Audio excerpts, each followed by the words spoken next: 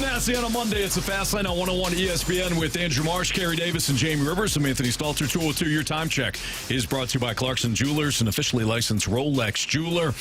We appreciate everybody listening today throughout the course of the show. Obviously, a very special day for those that served in our military. We appreciate you. Happy Veterans Day to you, and thank you for your service, and thank you for all that you have done to protect our freedoms and much, much more. And again, our Veterans Day show goes out to you, so we appreciate you.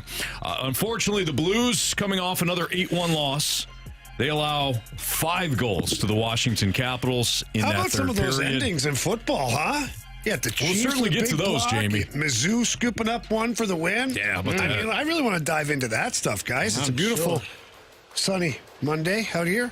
Anthony? Yeah. Beautiful day. Hey, I mean, your Falcons, I feel bad. That sucks. You don't feel bad. No, I do, because that's a really bad football team that beat them. They are a bad football team. And I'm not talking about the Saints. Who had the Panthers, huh? Not I. Wow. Ooh. Daniel Jones looking good. I had the Panthers. You had the Panthers in the pick'em pool? He did. Yeah. Well, yeah, I chose the Panthers. Well done. Yeah. I'm off the Jets, man. I mean, the Giants, bet. I mean, either or. They're the same. Yeah, remember when Carey thought the Giants were going to the Super Bowl? Well, no, I thought they were going to be a better team. And he said, pay that man his money. Yeah, remember that? They had already paid him, and it ain't going well. They're going to find a new guy to pay I love this offseason. I love the call on third and 1. They go with the flea flicker. Well, and he gets sacked with not one but 2 guys wide open.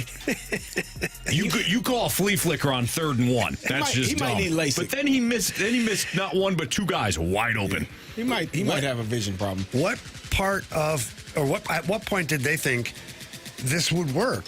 They're a really bad team. He's a bad quarterback, and you're calling a flea flicker at any point. Never mind 3rd and 1. Right. Well, that's the time to do it. You just need to get rid of the ball. You can't get sacked.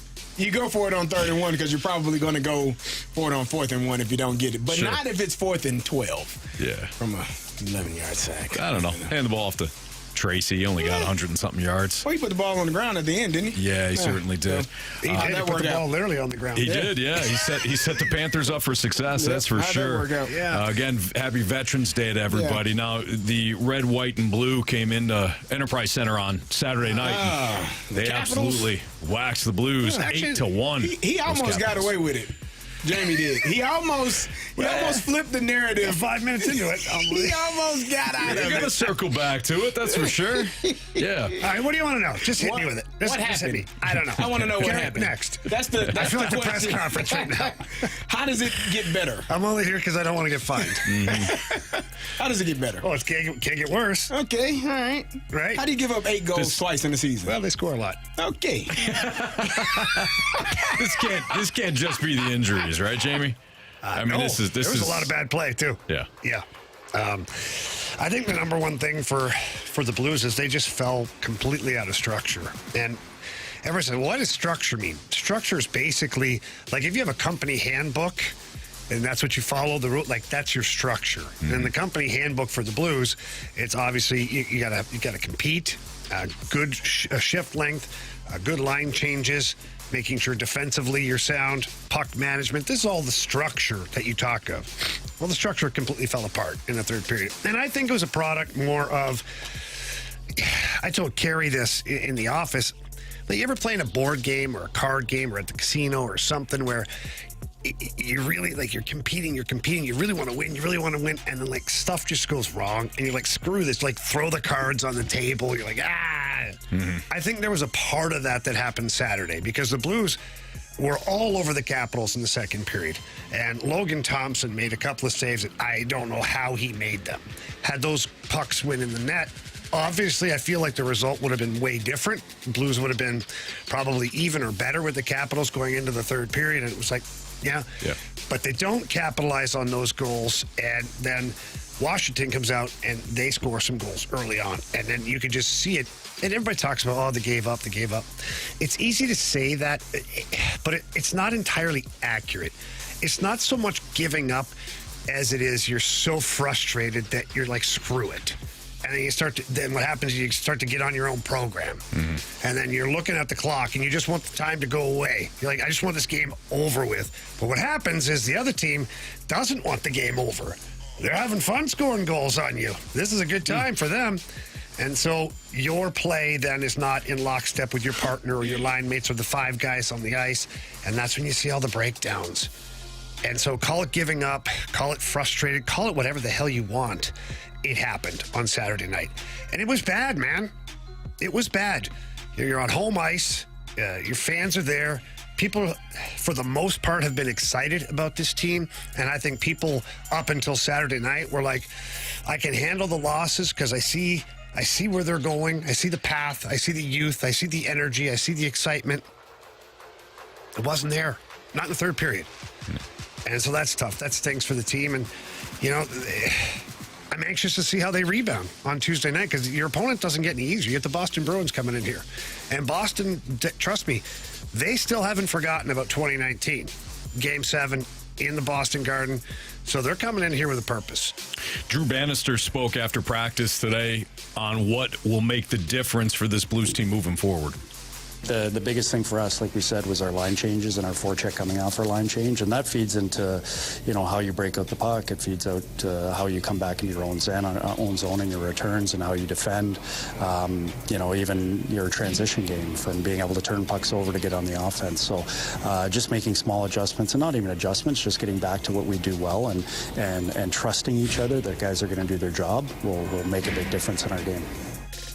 So it goes back to that structure that you were just talking about, Jamie. You kind of just got to fall back on that. There's no magic pill here. There's no magic formula. You just have to get back to work, as cliched as that sounds. But it is true. I don't know what you do when your team loses. You're the head coach, right? The responsibility is on you. But your team loses players, then you have two separate 8-1 losses, and as you mentioned, you got the Boston Bruins coming to town. The only thing you can do is just keep the feet moving at that point and say, hey, we gotta get this thing back on track. I think there are some. I mean, if you're a head coach, you're a coach on a team that's struggling like this. There are some sleepless nights, some frustrating days and nights trying to figure out, how to get it together and how to get everyone playing on one accord. And really, for me, Jamie, I think you would agree with this, how to start off games better, right? How do we jumpstart our team to start the game off better? Because if you're down 1-0 a minute into the game, you're chasing the game. I think the Blues have been down in every game except for 2 this year, if I'm not mistaken. Like, have not had the lead in every game except for 2 this year. That's not and we talked about this in the office, and Anthony, I love you. But you made a decision earlier this year when the season started that this should be the path that the Blues go. It's a good that point. They should start every game down because they came back in those games earlier in the season. And Jamie and I, we've been around. You've been around too. We didn't think that was a good idea, but you thought it was a great idea. And I think the Blues listened to you. And unfortunately, I ain't been struggling getting back into games, buddy. So. Well, if somebody would believe in this team like I do, Marshy. even when you fall behind by multiple goals, even when you fall behind by 5, thank you, Kramer. Even when you fall behind by 5 goals in the third period, you still have that ability to claw your way back into it. I've seen it happen. I saw it in Seattle. I saw it in San Jose. This is a Blues team that was built, Jamie, to come from behind. Yeah. Now, has it happened recently? No. No. But that's because you guys don't believe in our Blues enough. I don't. Oh, wow. Wow. That's a heck of a statement right there. Wow. Yeah. Any other questions? Statements? You guys want to make? You've said enough, Anthony. Trust me. Yeah. I just want them to get going earlier. They have to. It's one thing to sit there and kind of shrug it off for the first 3, 4, 5 games, but now it's an issue. Yeah. And I felt bad for Jordan Binnington because that first goal that Washington scored, Ryan Suter plays that effectively, puts his stick out there, and it goes off of his stick over Binnington's blocker. Not much the goalie can do on that one, but it doesn't matter. It's in the back of the net, and you're starting 1-0 early in the first period again. I thought the Blues showed some resiliency. I thought following that goal, they had a solid first period. Got themselves back on the board. And then the second period, I thought they outplayed the Washington Capitals. And the third period was non-existent, man. Yeah. And that's what they had to figure out today at practice, and that's what they're going to have to figure out for tomorrow's game, because you can't have 2 8-1 losses this early in the season. It's a terrible reflection on what you're doing as a team. And I think that Drew Bannister is handling it the right way by trying to get to the core of the problem rather than just berating everybody and flipping the drink table and all that, because I've never seen a table that gets flipped over solve the problem on the ice as far as execution. Might wake some guys up, rattle them a little bit, but if you don't have the information to fix what you're doing at that point, and the guy just flips the table, you still don't have the information in order to change things. Maybe they. Do you think that they don't have the information, or do you think I was just going to say maybe they're just not executing? Or is it more of they need to be rattled a little bit? Like you need to have that moment where somebody goes in and just starts breaking things. But here's where I would lean on the leadership for that. And if I'm the head coach, Drew Bannister, I am listening to the post-game pressers. And you listen to Justin Falk and Braden Shen and what they said, and you let those guys police it. Now, they said enough, and the tone of their voice said everything to me to where they were ticked off. They're not happy. It's unacceptable. And as a coach at that point, you let the room handle itself, man. You go to work with your other coaches. You put together a good game plan for Boston. You dissect what went wrong from a systems standpoint. But you let the older guys dictate that room. If the older guys don't say anything and you hear them making excuses or they're kind of beating around the bush, well, then, you got to come in and put the hammer down and be like, no, that's not acceptable. And at that point, I'd call out the leadership. Yeah. But you don't have to do that because the leadership called themselves out and the rest of the team. So what do you do as a coach if the leadership, if they're saying all the right things, but the results still aren't there? How do you go about that as a coach? Because the guys, they have the right mindset, but it's not translating on the ice. Yeah, but you have to give it time now, right? Like you got to let this. That doesn't just correct immediately. You'd like it to, but if for some reason the next game is better, but you still lose, you can't just go crazy and just burn the house down. So I think that at some point you're going to have to start to make some roster changes. Meaning not trades and things like that, but scratching certain guys, maybe calling up a player that wants to be in the NHL, whereas other guys that are looking like they're disinterested, maybe that's just what they are, disinterested. Well, that's fine. Go watch the game from the press box or from your home, for that matter, because if you're that disinterested, I don't know if I want you around the team. I haven't seen that yet, or at least I haven't seen a pattern of that yet. Matthew Joseph coming back in the lineup, that's going to help you too. This has been a tough stretch. I mean, you've got your two best players, in my opinion, that are hurt, Robert Thomas and Philip Broberg. They were. Going into those injuries, they were your two best players. Now, Colton Parayko sure has stepped up from a defensive standpoint. Ryan Suter has stepped up. But you haven't gotten any consistent offense. Your offense is not good right now. Your power play at home in particular, it's not even abysmal. It's nothing. They haven't scored a power play goal on home ice yet this year. It's getting to the point where they can't even set up. I'm watching them set up, and it's almost like they don't know what each other's doing. And that's a confidence thing. And they're doubting themselves. And I said this on the broadcast too. Other teams right now, I remember being in that situation, be like, this team's not good. We're pressuring them. We're going to force them to beat us. If they can make 2 or 3 clean passes and score a goal, we'll give it to them. But they haven't been able to do that all year yet. So you look at the penalty kill the other night in Washington. As soon as they got across the blue line, bam, they're on them. 4 guys on 1 guy. Like, stuff you shouldn't do. They're doing because there's no respect there. Because the Blues haven't earned that power play respect. They can take liberties if they want. Absolutely. That's fine. And if you get beat, you're like, oh, well, that's the first power play goal I've scored all year here. Well, okay. You're welcome. I guess we'll change it next time.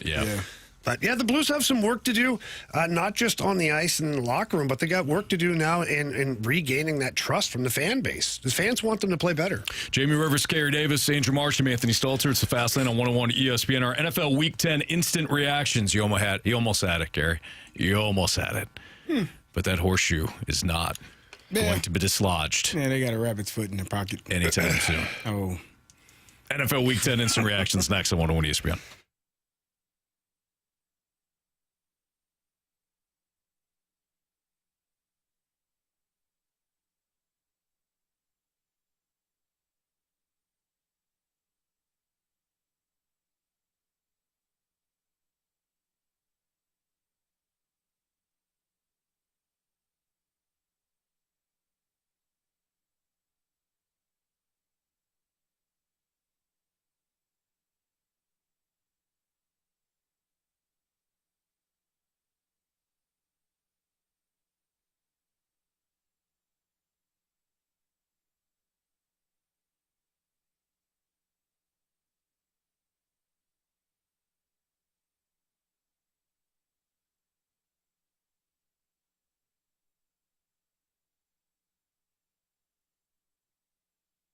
Anthony, as guys get older, things happen, right? You know, you get a little older, you get the gray in the beard, the hair, at least I do. Anyways, Same.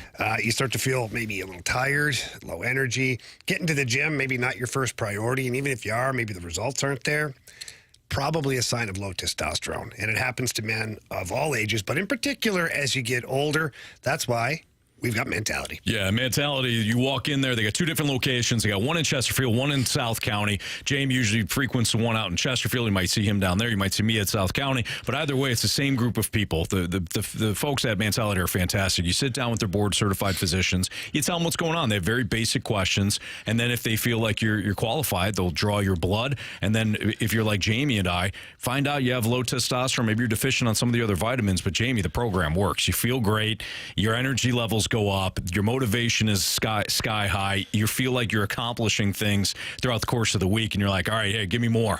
That's what Mentality is going to do. It's going to restore your life back to some degree, at least your efficiency. So check them out. Again, the 2 different locations, Chesterfield and South County, or you could visit them at lowtusa.com. Again, lowtusa.com. Tell them Jamie and Anthony sent you in there. It's Mentality.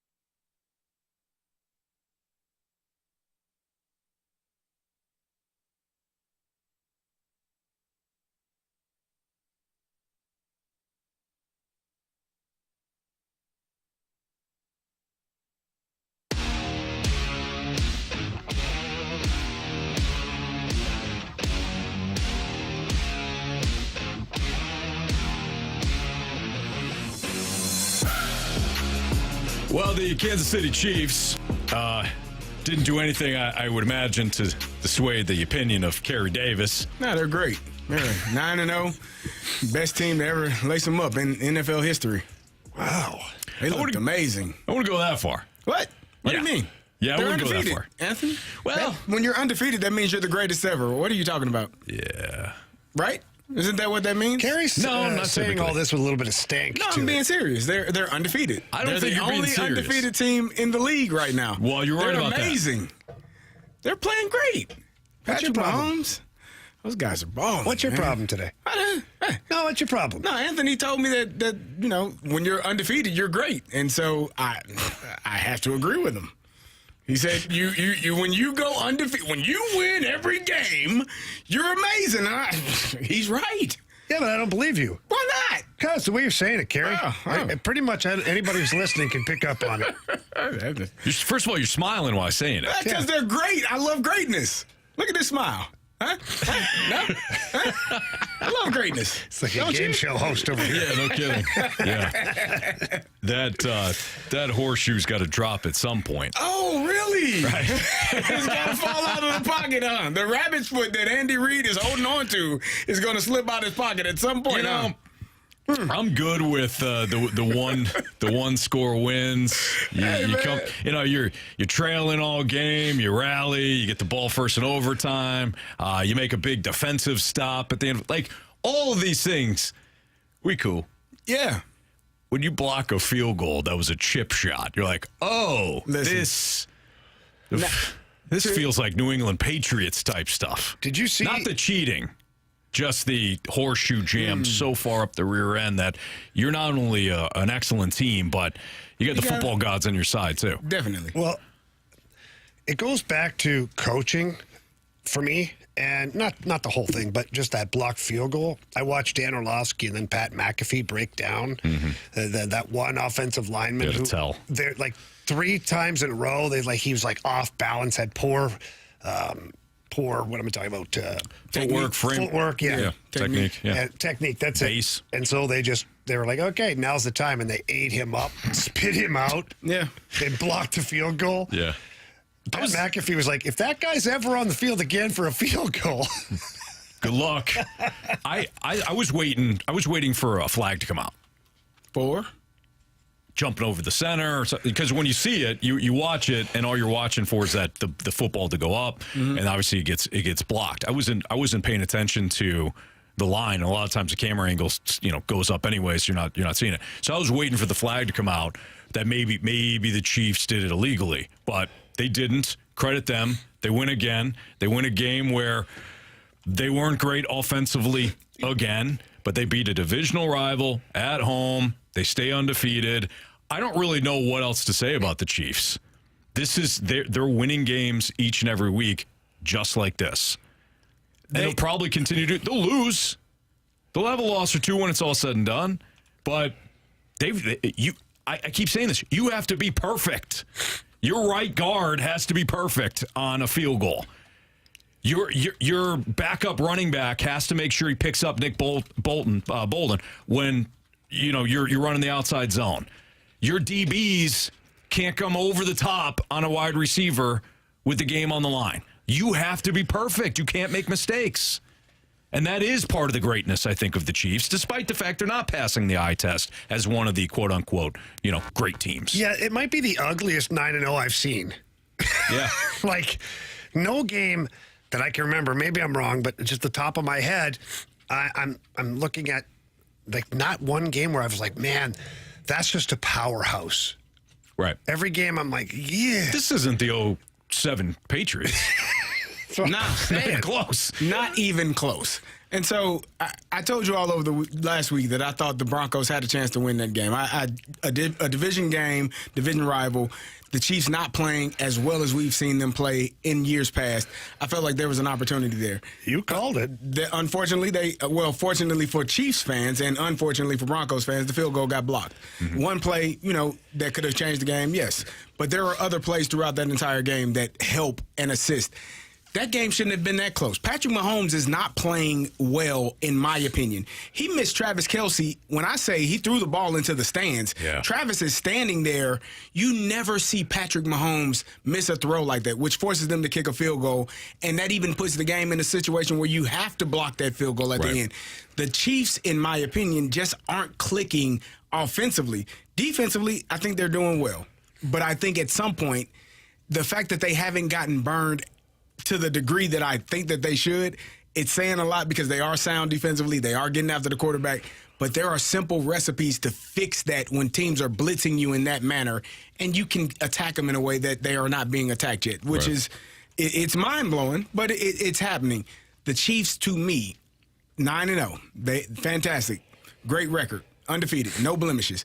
But they are, in my opinion, are not a championship team at this moment. Because offensively, if you can only get me 16 points and what was that, one touchdown, a couple of mostly field goals, I don't believe that you have a chance to make it throughout the playoffs when you're playing really, really good teams. And they have a chance. They have a test this week when they go to Buffalo to see who they really are. If Buffalo goes out and smacks them around, then, I wouldn't be surprised. Who are you rooting for in that game? Yeah, that's a great question, Marsh. For a tie. That wouldn't satisfy you, though. Yeah, it would.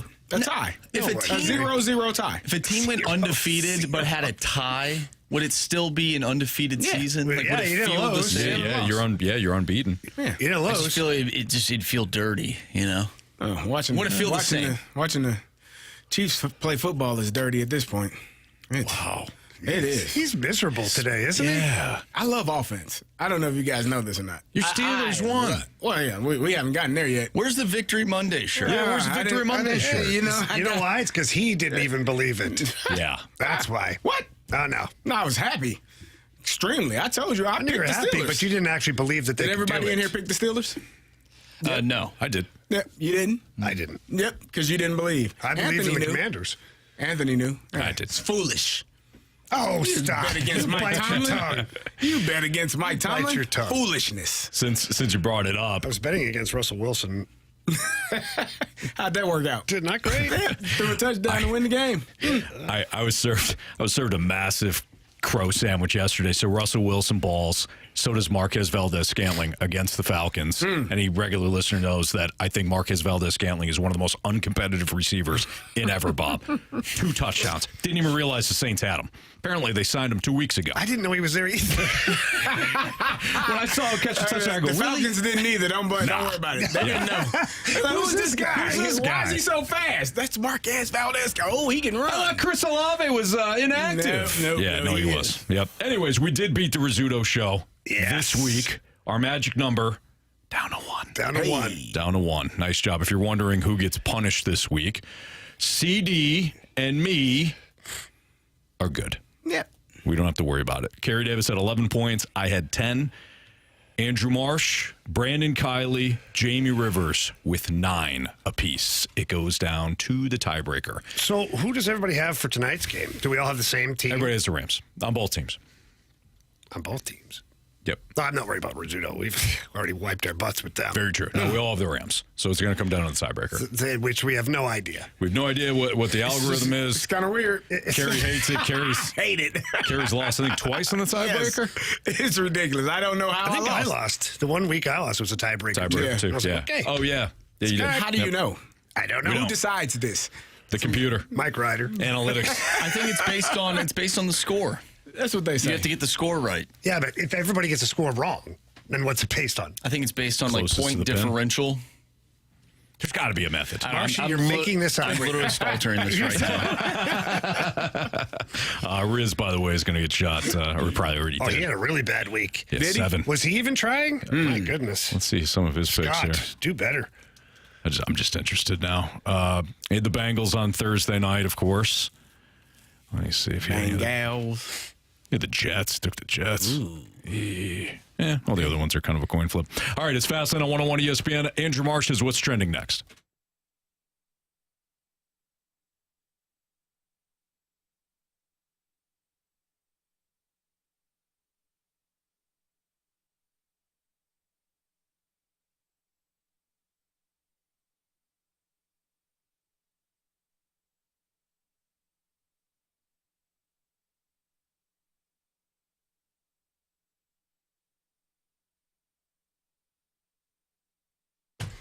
Auto Center's Nissan Herculaneum, that's going to be your first spot when it comes to getting yourself a brand new vehicle, or maybe you're looking at a pre-owned car. Either way, they've got over 700 vehicles all in one location, all out in Herculaneum, and you can check it out there, all at that one spot. You're bound to find the perfect vehicle to match your lifestyle and your budget. In fact, do what my wife Chris and I did. Go online first. Go to AutoCentersNissan.com, peruse the inventory that they have online, and then when you go in, you could take a test drive of one of their great new Nissan Kicks or Pathfinders or Rogues. In fact, the new Nissan Kicks are now priced around $20,000. Brand new Nissan Sentras are now priced around $23,000, both with low payment options for all credit types. That's right. If you have maybe some credit issues right now, they'll still find a way at Auto Centers to finance a vehicle for you. Maybe you're a first-time credit borrower. You don't know how much you can borrow. Auto Centers Nissan Herculaneum, they've got financing options for everyone that walks through the door. Black Friday event every day throughout the month of November, and it's actually extended through December 2nd. So now is the perfect time to head out to Herculaneum. Tell them Stalter sent you. Find your new car at Auto Centers Nissan Herculaneum.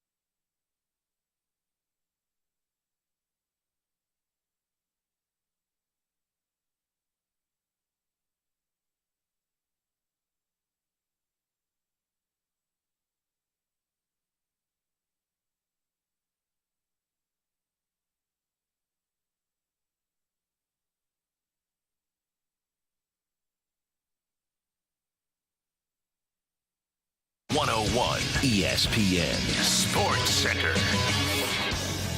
I'm Andrew Marsh. It's time for a Sports Center update driven by Johnny Londoff Chevrolet and Johnny Londoff Autoplex. A tough loss over the weekend for the Blues. 8-1 the final against the Washington Capitals. They'll take on the Boston Bruins tomorrow. Pregame starts at 6. Puck drop is at 7. Of course, you can listen to that right here on 101 ESPN. We'll talk with Jeremy Rutherford at 4:15, our Blues insider from The Athletic. So stay tuned for that. Also tonight, Monday Night Football. It's the Rams and the Dolphins. Pregame starts at 6:30. And we have What's Trending coming up next. I'm Andrew Marsh, and this Sports Center update is driven by Johnny Londoff Chevrolet and Johnny Londoff Autoplex. See them at londoff.com. Chevy, together we drive. Are you kidding me?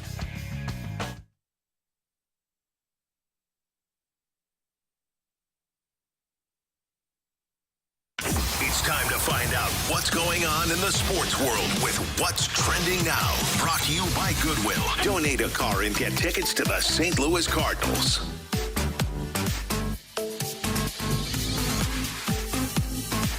Welcome back to the Fast Lane here on 101 ESPN with Anthony Stalter, Jamie Rivers, and Carey Davis. I'm Andrew Marsh, and it's time for What's Trending. Gentlemen, we were just talking about how the Chiefs are undefeated so far this season. Another undefeated entity is the Sun. The Sun is also undefeated. CeeDee Lamb the Suns have lost. No, not the Phoenix Suns. Yeah, they've lost. No. Multiple times, I think. No, not them.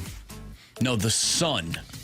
Whose son? The Sun. The Connecticut Sun also lost. No, the Sun. No. Outside. The one. My Suns? Nah, well, no. losing is part of life. No, not them. No, that big ball in the sky. Oh, that one. That you can't stare at for longer than X amount of seconds. Before you might go blind. Yeah. I don't know I don't know if that's a myth or not, but It could be a myth. I'm not testing it. Marsh, what do you mean by that? Well, CeeDee Lamb, Anthony, who's a pretty good wide receiver, he could not catch a touchdown pass due to not being able to see the ball in his home field. And CeeDee Lamb said, I couldn't see the ball. Couldn't see the ball at all. The sun. And then a reporter asked, well, hey, maybe we should put some curtains up. Do you think so? He said, yes, 1,000%. Jerry Jones doesn't think so. This is what Jerry Jones had to say. By the way, we know where the sun is going to be when we flip the coin. So we do know where the damn sun is going to be in our own stadium. Let's just tear down the stadium. Just tear the stadium down and build another one. Are you kidding me? Every team that comes in here has the same issues. They know where the sun is going to be.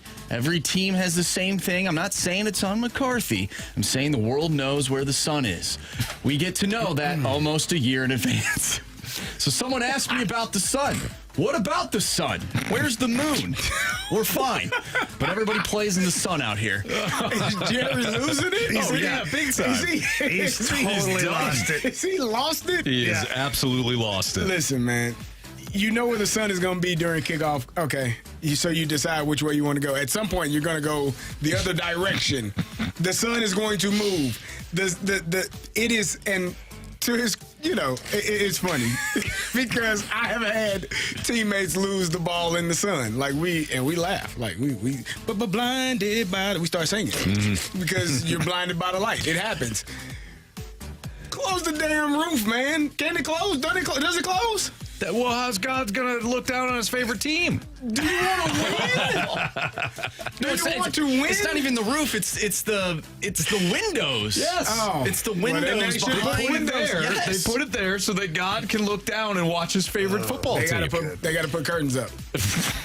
I can't have touchdowns dropped or missed. He didn't even see it. He didn't even try to catch it. That ball wasn't passed very good, though. Well, it was there. Like, if I'm a receiver, it should hit me. Like, if a good quarterback, if you lost the ball, the ball should still hit the receiver at some point. It was like 3 feet behind him. Yeah. Fire up Trey Lance. Yeah. Oh, no. Oh, wow. I see what you did there. Yeah. We thought he was good. Who is we? Cooper Rush, that is. Oh. Yeah, who is? Well, Anthony did. Anthony and I. There's only one person that thought he was good. Anthony thought he was great because he went to fire up chips. 5-1 record. It's a different team. If we're talking about the Chiefs, they're 9-0. Cooper Rush was 5-1 I was watching that game. They was like, oh, he dropped the ball because he's in pistol and the running back is behind him. No, he's still in shotgun. That's still the same spot he would be. All we did was put the running back behind him instead of the side. I was like, doesn't change the. How in the hell is that why he dropped the ball? What are you talking about? Who said that? One of the announcers. I don't know who was it. Chris Collinsworth? Was that no. Sunday night? No, it wasn't Sunday night. He only works Chiefs games. I forget which one it was. He's like, oh, well, it's a different. He's in the running back's in pistol. I'm like, it's still shotgun. Yeah, shotgun. It literally changes nothing. I don't think it matters. He just didn't catch the dang on ball. That's unreal. Listen, man. The Cowboys stink. Dak told you all a couple weeks ago. He did. He decided to have surgery. He said, I don't need to play. I got my $60 million a year. Yeah. Guaranteed for a few years. I'm good. Yeah. My money is set. It's like I'm getting yelled at by CeeDee Lamb, and I'm getting my ass handed to me. You know what? This hamstring's a lot worse than I thought it was. See you next year. Oh, I love it. Guys, how about Mizzou? Old scoop and score. They defeat the Sooners. Drink says any team in the SEC that finishes with 10 wins on the season should be in the playoffs. Do you guys think Mizzou has a shot? No. Stop it. Well, they have a shot. Anthony, speak your truth. Okay, I don't think they're good enough to be a playoff team. Okay? Do I think technically they have a shot? Yes, especially when teams like Georgia get run in the Grove. That was amazing. That wasn't close after Georgia scored the first touchdown. And Jackson Dart I went was out. so disappointed in that Miss, game. baby. I was so fired up to watch that game. Georgia punched in. I'm like, okay, this is going to be a game. You got run. Georgia, see ya. I thought Georgia was going to run away with it after the injury to Jackson Dart. He goes into the blue tent. He could barely walk. It could spin it, the lefty. I just didn't. I thought that they were going to just roll them, and Georgia said no, thank you. Like the team that beat Texas a few weeks ago, that looks completely different. They did not show up in the Grove. What is that? Like week to week, that's bad. But that goes back to what I said last week when I said, well, if Ole Miss loses to Georgia, I still think they're a better football team than BYU, than Indiana, than some of these other teams. And that was my point right there. They go in and they roll Georgia. Like, if a team's able to do that. Maybe Georgia. Good news, BYU. See ya. Oh, yeah. You're done, because you lost, too. BYU won. No, they won. They won. My bad. They came back. They had that pass interference shot at the end. Should have lost. That's right. My bad on that. That was a Utah game, right? Yeah, BYU. Utah. Classic Anthony turning the game off My bad. before it ended. I know who won this Did one. you not see that the athletic director and the coach were in the meeting? They got fined $60,000 because they were like, bad call. The game should have been over. My fault. No, it is, clearly. I'm not a fan of it. Like I said last week. I'll own it. One bad call, one play, like it does not change. Yes, in that moment it stinks. But there are so many plays that take place in a game that can put you in the winner's position or the loser's position. And I think my frustration comes from the referees are humans too. And I would tell referees this. Listen, man, you going to miss calls today. I'm going to call some bad plays. So let's just try to limit both. Like, I get it. Like, it happens. It's a part of the game.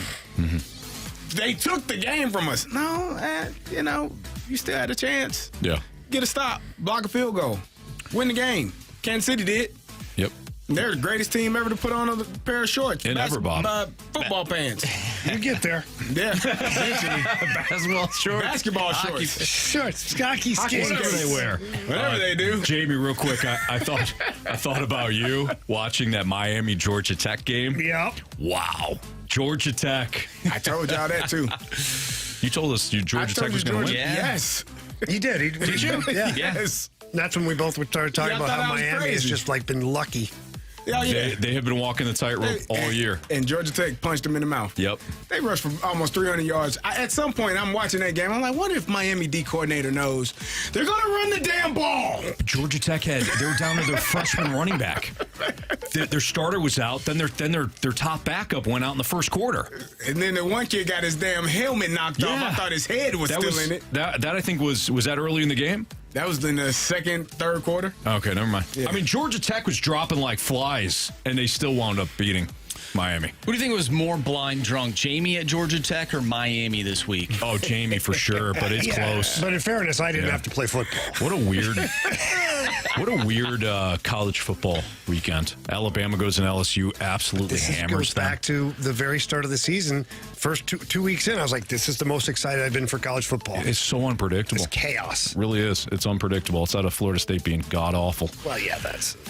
You can kind of chalk everything else up. About Army, baby. Army. Got to test at North Texas. Did they have a 13-minute drive? All they do is possess the football, run, and win. That's Army. And on Veterans Day, we celebrate you, Army. Yes. Nice job. Yes. Yep. Yes. All right, it's Fastlane on 101 ESPN. Carey Davis had a great weekend. Steelers won. He made a couple of big-time calls, including Georgia Tech over Miami.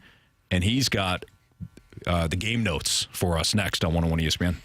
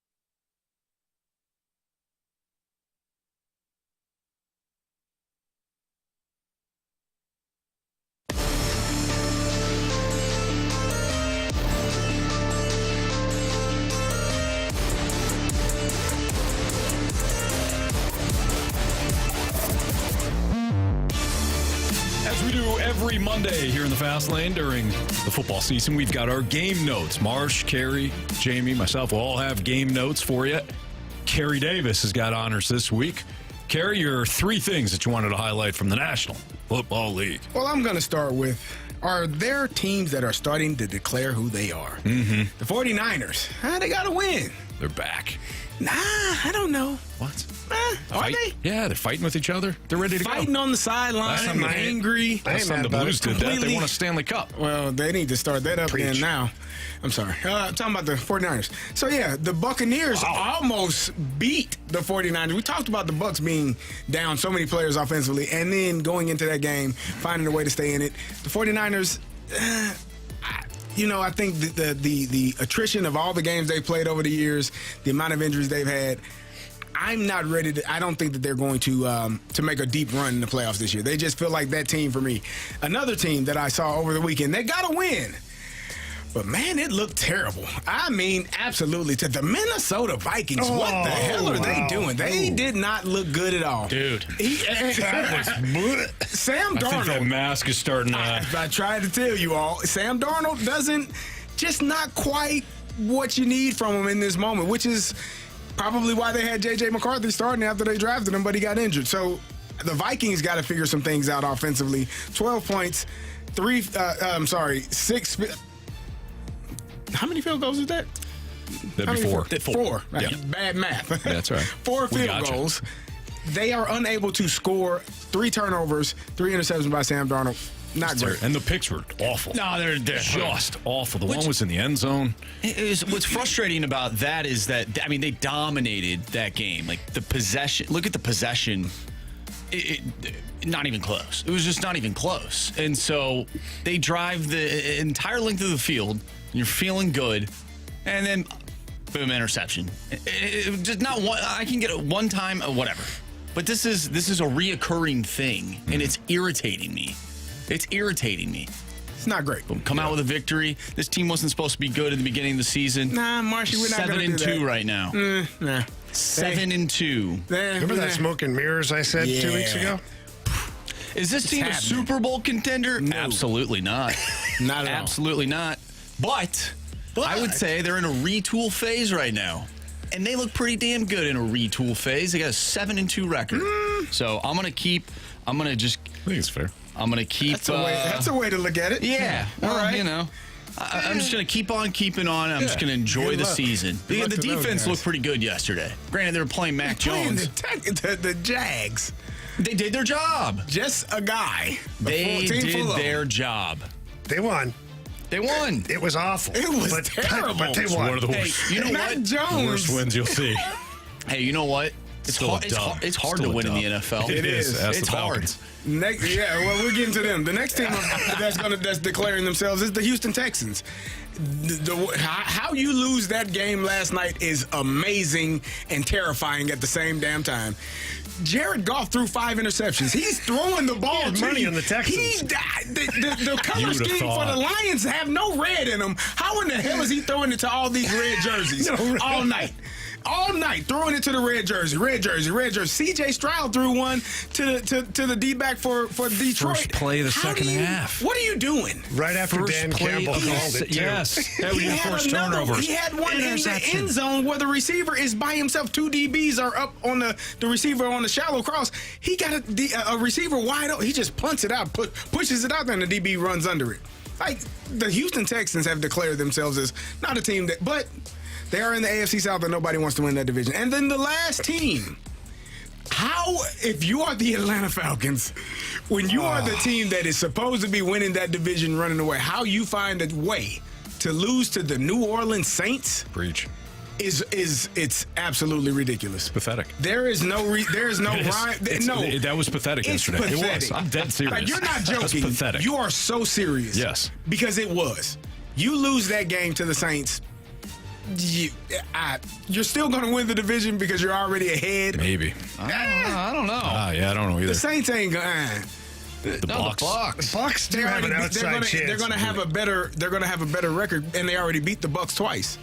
All you got to do is win one more game. Even if they're 3-3, if the Bucks are 3-3, they beat them twice head to head. I know, but if you lose to the Saints, you can lose to anybody. Well, I don't disagree with that. That was pathetic. I don't disagree with that. My next thing that I saw over the weekend, the Cowboys, we talked about CeeDee Lamb not being able to see in the light, Micah Parsons not being able to respect his coach. Dak Prescott almost got ran over on the sideline. He's already hurt for the year. He's got a torn hamstring. Go ahead and break his ankle while you're at it. They're trying. They're trying to get. The Cowboys are the Cooper Rush. What the hell was that? Trey Lance, who are you and how are you still doing what you're doing? Like, that's a team. That is one of the worst teams I've seen in a long time. With such high expectations for such great play. Micah Parsons now, on the field, he is a difference maker.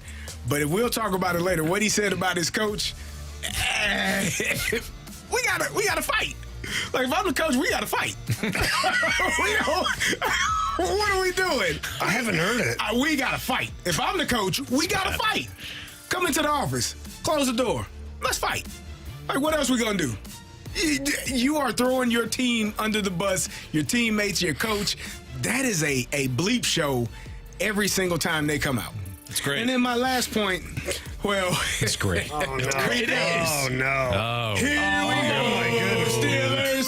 Here we go. Pittsburgh's going to the Super Bowl. Steelers. Here we go. It's a terrible town. Pittsburgh Steelers going into Washington down 6 points. And you know what? Trust in Russ. That's the new Trust in Russ. What did he do?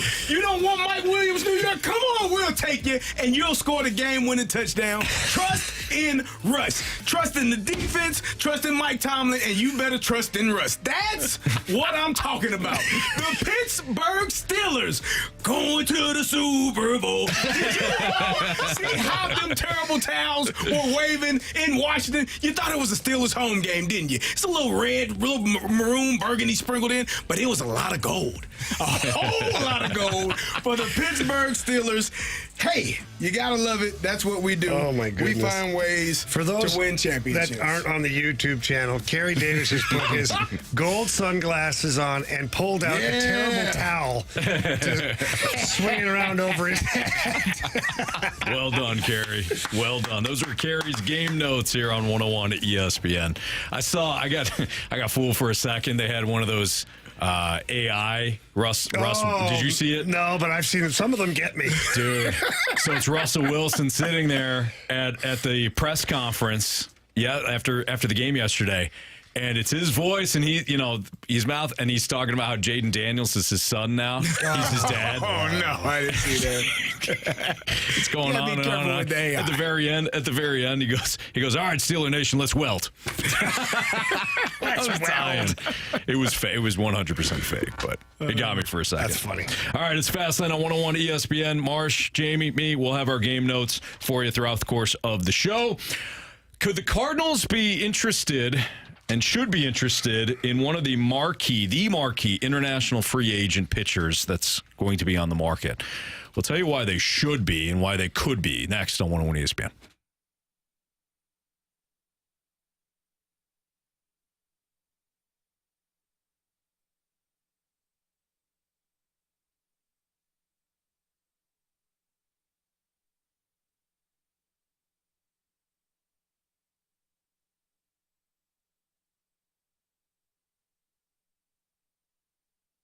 Hey, it's Carey, and if you are a contractor or own a business that needs recycling, then you need to know more about my good friends over at Scrap Mart Metals. They are tailor-made for your business to meet your schedule and your budget. They understand the job site cleanup for contractors can be a mess, but if you set up a business account with Scrap Mart to recycle that metal, it'll be one less thing you have to do during cleanup. You'd be amazed at how the scrap metals add up and how it can truly help your business's cash flow. If you're a plumber, heating and cooling, excavator, or contractor, Scrap Mart Metals Recycling can help make your job easier. If you own that heavy equipment. It breaks down over and over again. It's frustrating. You have to repair it. At some point, your time will come to end your suffering. Scrap Mart will come and get it out of your way. They'll haul your equipment to one of the locations and get you a check the same day. Or if you want to haul it yourself, they have 3 convenient locations, Valley Park, Peevely, Jonesburg. If it's metal, they will buy it. It is recycling made easy. They offer a convenient drive-on scale, and they give the highest payout. You will always get top dollar for your scrap metals. Just visit them at scrapmartmetals.com. My guy Lucas can talk to you about setting up a business account to get you rolling. Again, that's scrapmartmetals.com, and tell them Carey sent you.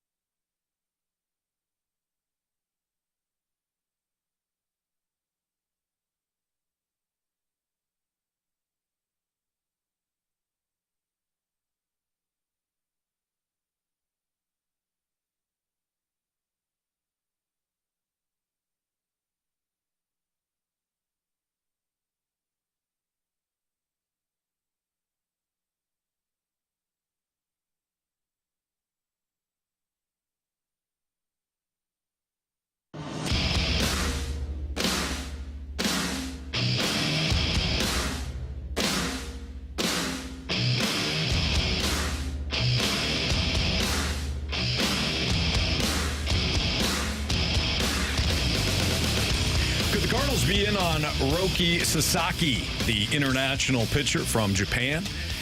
Probably not, but hey, let's get your hopes up anyways. There's no chance they're in on anything. Well, Not a chance. Here's the thing, guys. What The if I Dodgers could are just going to swoop in and be like, no, we'll take him. Here's the thing, guys. What if I could entice you with the fact that he's not going to cost a lot of money? How much not a lot of money are you speaking of? Only a couple mil. Like 2? More like under 10. But then why would somebody else not grab him? Anybody could grab him, Jamie. That's what I'm saying. Any single person, any team could grab him. If he's just sitting there available and the Cardinals just grab him for a couple of mil and nobody else does, that tells me all I need to know. Because why would the Dodgers why would they? Man? Why would not one of the good teams want him? They would, but maybe he'll choose St. Louis. Oh, so he's gonna where is he from? Japan. Oh, and he's gonna not go play with Ohtani? That's funny. Well, that's funny. We've got Lars. the new Lars. Yeah, we do. Okay, guys. Good one. Okay, well, Jamie, you know what? I don't think Jamie believes he's coming. I don't think Jamie believes he's coming either. So just That's it. You'd know it if he was. just listen, okay? All right. Wow. I'm not gonna say it. change. You could tell. Okay. I'm not gonna change your opinion, but here's the thing on him. He's 23. That means he would still be considered a minor league amateur player, not a big leaguer. If he's 25 or older, then he would qualify like Yamamoto did for that big time money. And the posting fee alone for Yamamoto was $50 million. It was over $50 million last year. So that's on top of what the Dodgers gave Yamamoto. Sasaki is 23, one of the most talented pitchers in all of baseball, and he's somebody that's going to be capped because of the fact that he's still an amateur. So he'll sign a minor league deal. That's so cap. They'll give him a bonus, but the bonus will have limitations to it. In fact, Major League Baseball will actually step in if it gets out of hand. So here is an inexpensive, incredible prospect who already has some big league experience. I think he pitched in Japan already for 4 years. Somebody that threw 99 a year ago, down to 97 just a little bit. Oh, boy. A little bit of Sounds like a shoulder problem, shoulder fatigue. But again, he's cheap. Well, let's just go get a guy with shoulder fatigue. He's projected as a top-of-the-rotation arm. For who? Anybody. That's not true. That is true. You plop him on the Dodgers, he's not top of the rotation. Okay, well, fine. Then mostly anybody. That's not good. What? Jamie. I'm just sorry. I can't even imagine.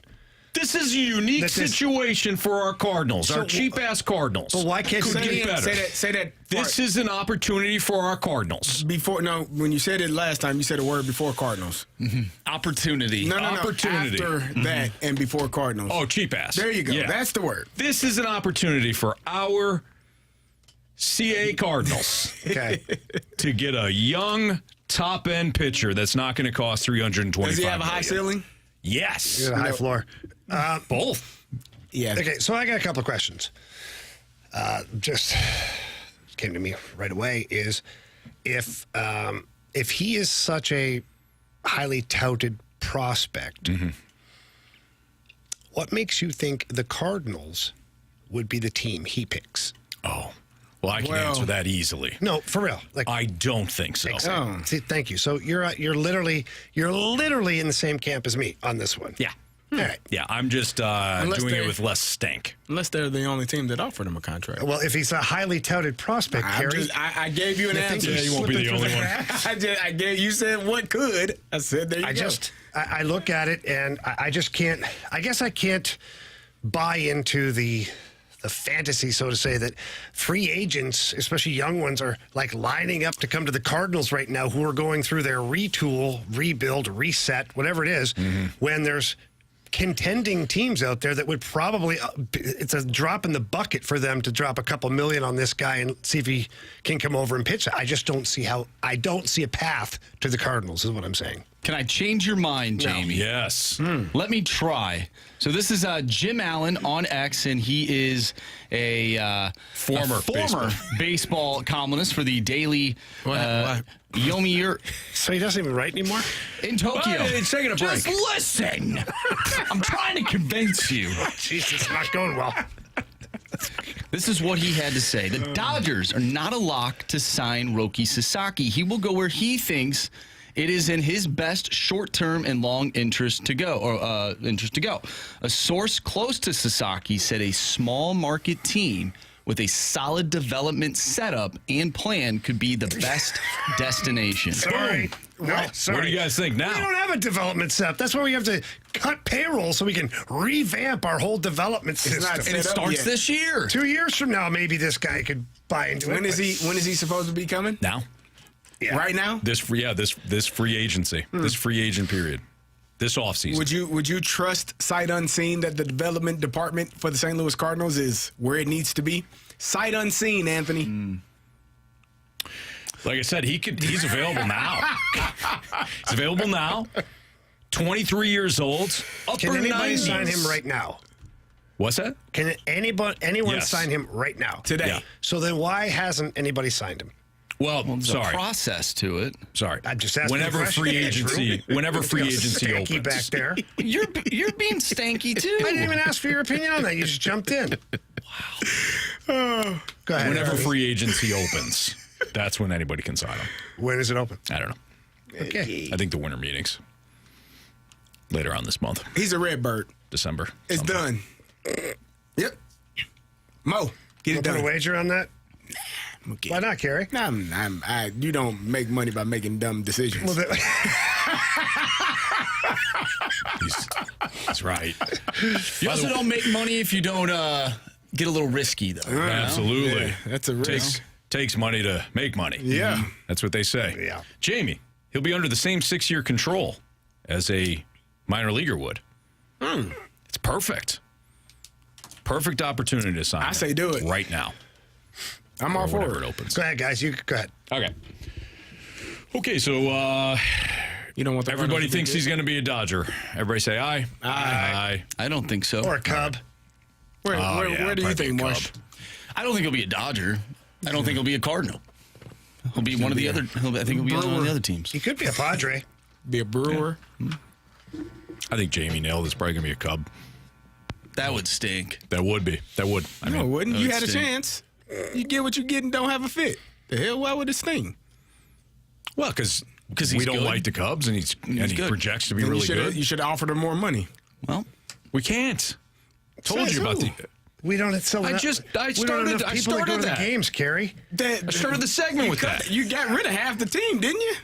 not yet. All the people that are not yet. getting Trying. paid. There's no buyers right Moving now. salary around. Oh boy. Boy, I don't like you guys' attitude right now. I really don't. Marsh is and what I, the Cardinals have Marsh and done I to are us. Marsh and I are trying to bring in a top end starter, and you guys are poo pooing the idea. So what the Not Cardinals have poo-pooing done to anything. us. I think it's a great idea. That will never happen. Okay, fine. You know what, Marsh? Why don't we get to your game notes? All right. Yeah. Why don't we get to your game notes, your NFL game notes, because these guys, they don't understand what an opportunity this is. An opportunity of a lifetime. It's not even what we're saying at all. Marsh's game notes next. You guys clean up your attitude.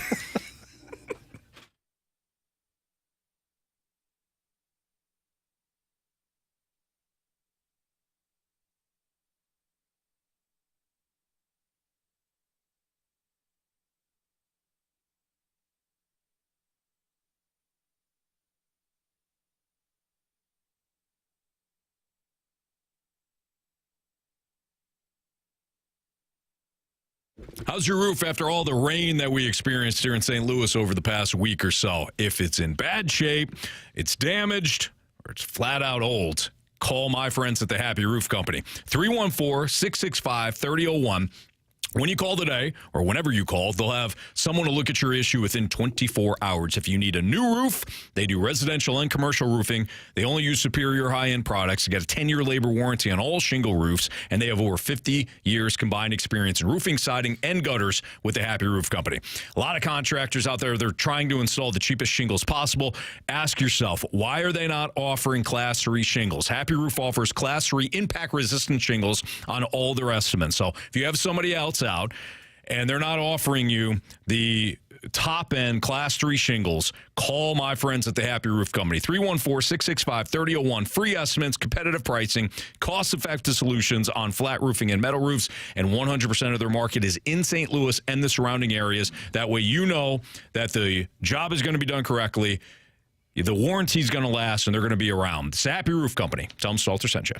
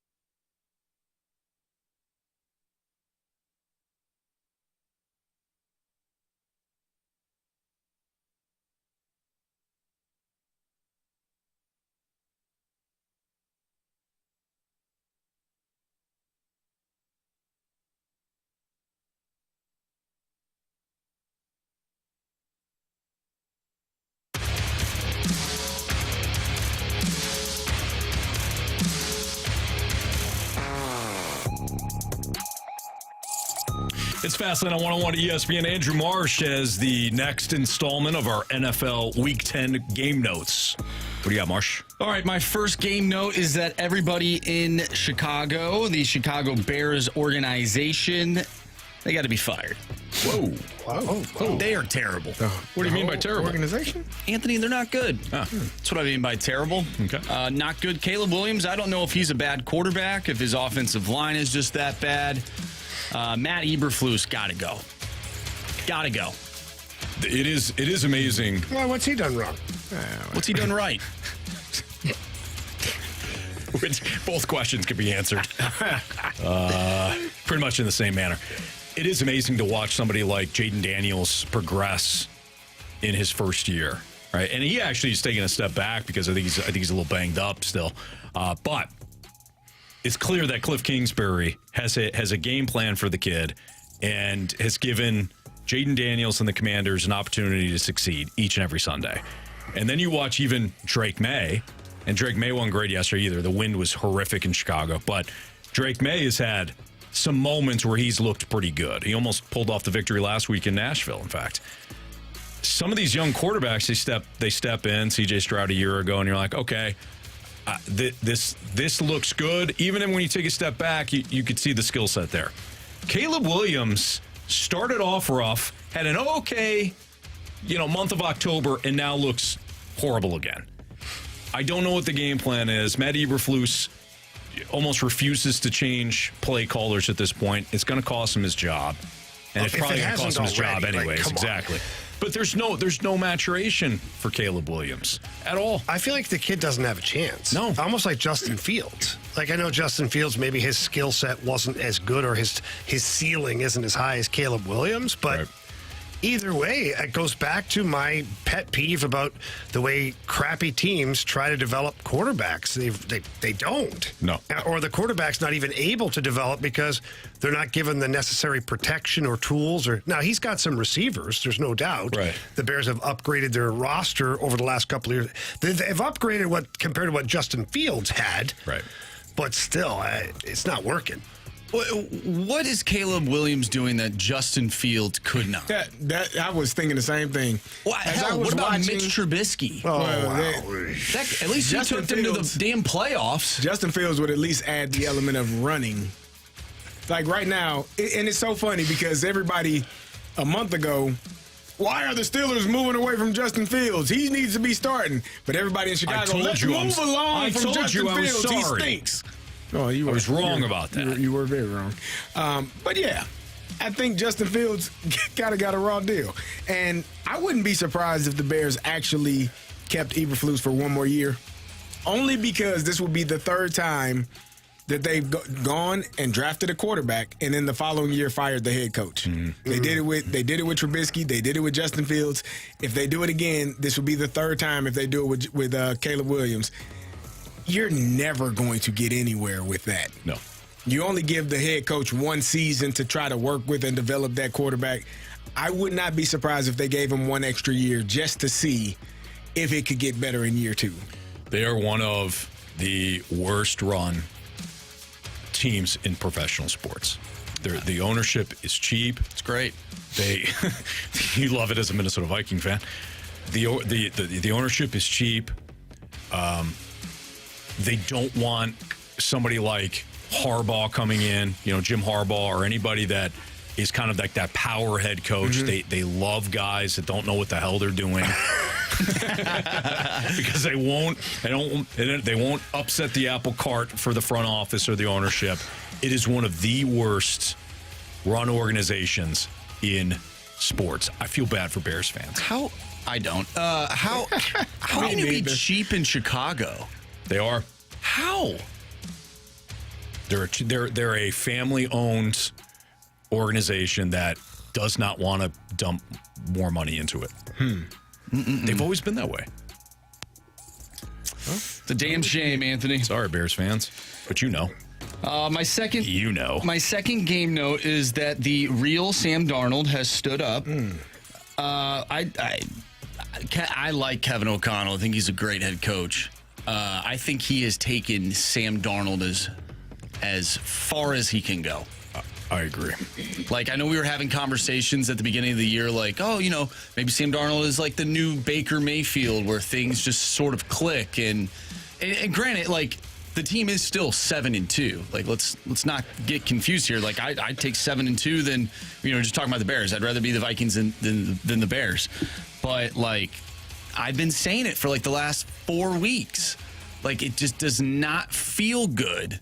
It just doesn't feel good the way that they're winning and or losing. Like, it just, something's going on with him, and he's reverting back to his old self, and it's irritating. It's almost like he can't see the field. He's trying to force feed Justin Jefferson the ball. The ghosts back? They might be. He can't see. He's not either trusting what he's seeing or he's not reading the field right. When he threw the one interception yesterday, I believe it was the second one in the end zone. Mm-hmm. That I literally said that out loud. I go, he can't see the field.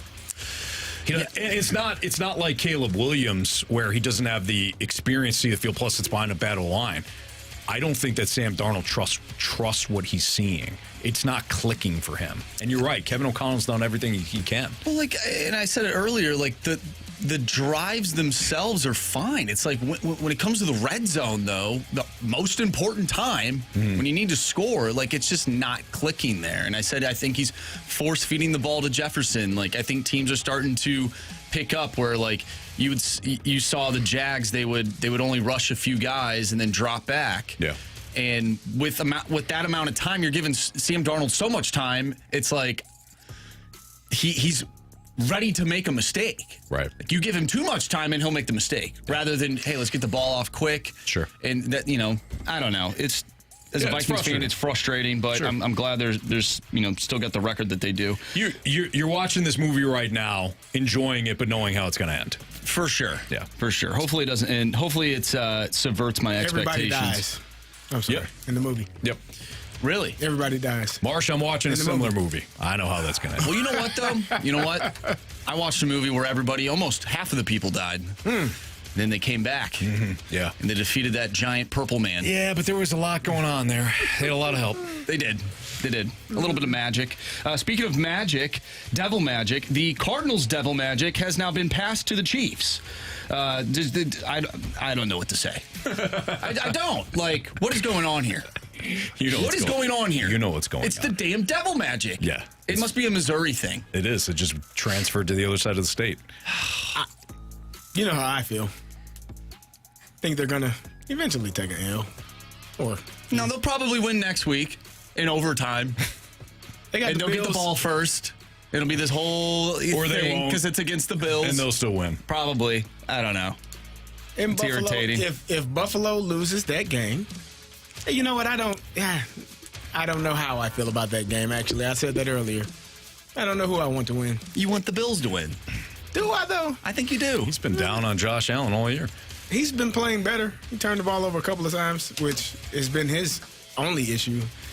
He turns the ball over. Like, I don't trust people to turn the ball over. Mm-hmm. You got to get away from me. Yeah. Like, if you can't take care of the football, go the other direction. If that's your stance, you should be looking at Patrick Mahomes. I said, yeah. If you don't not take care Josh of the ball, whoever it is, if you can't take care of the ball, we have a problem. Right. Jared Goff last night, I don't even have any hair to pull out. I was going to pull out facial hair. That was brutal. That's a tough one. Quit turning the damn ball over, man. And all of them were bad. The Hail Mary one was... That's one. Okay. But the one that he threw after C.J. Stroud hit Detroit's cornerback in the flat, and then Stafford turns right around and... Stafford, excuse me, he plays tonight. Goff turns around and fires that one into Sam Laporta that was over his head. Yeah. Like, that's brutal. Do you think the Lions go as far as Jared Goff can take them? Because I know we talked last week about, the Lions, they have all these different pieces and all these different things, and they do. The Lions are going to the Super Bowl. Yeah, Lions going to the Super Bowl. Here we go. They can play the Steelers. That's fine. It's going to be Chiefs and Lions, and I'll tell you in my game notes later why that's going to be. Okay. It has a lot to do with destiny. We saw it yesterday. Those are the teams of destiny. They can't lose even when they're trying. That's a Super Bowl team. It's, if I ever saw one. Right, Jamie? You don't like what he said? All right, we got advice with former athletes coming up next. 314-399-9646 is the Air Comfort Service text line. If you got any questions for our resident athletes, Carey Davis and Jamie Rivers, send it in. Advice with former athletes next.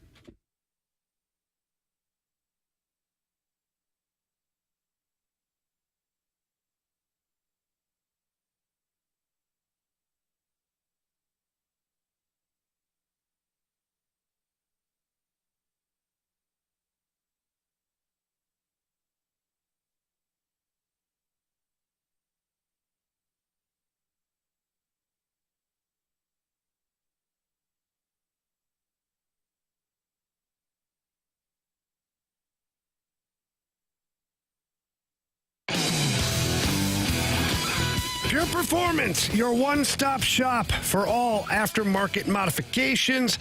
And if you're thinking to yourself, well, I don't know if I have a vehicle that I could go to Pure Performance, or I'm not sure if they have things for my truck or my car or even your minivan. They do. They have accessories for every single vehicle out there. And it's not just oversized tires and off-road stuff. No, they have tires and wheels for every single vehicle that's out there. So stop by the 25,000 square foot facility. It is the largest showroom in the area, and it's easy to find. It's right off of Highway 70 in St. Peters. Walk in, ask for Shelby or Caleb. Tell them that Jamie Rivers sent you in, and then let them know what kind of vehicle you're driving. Let them know what you're looking to do, and they will point you in the right direction. And Pure Performance is known for their quality work and also getting you the most for your dollar. They're going to make sure that whatever your budget is, they're going to give you the best possible accessories that they have. And I'm telling you, when you pick up your vehicle, you're automatically going to be wowed. You're absolutely going to love it. Trust me, I've had lots of work done there, and so has my kids and my girlfriend. And every time we go to Pure Performance, we're completely satisfied, and we can't wait to get back in there and play again in the 25,000 square foot showroom. So please go see them in person or visit them online at pureperformance.com. That's pure, P-U-R, performance.com.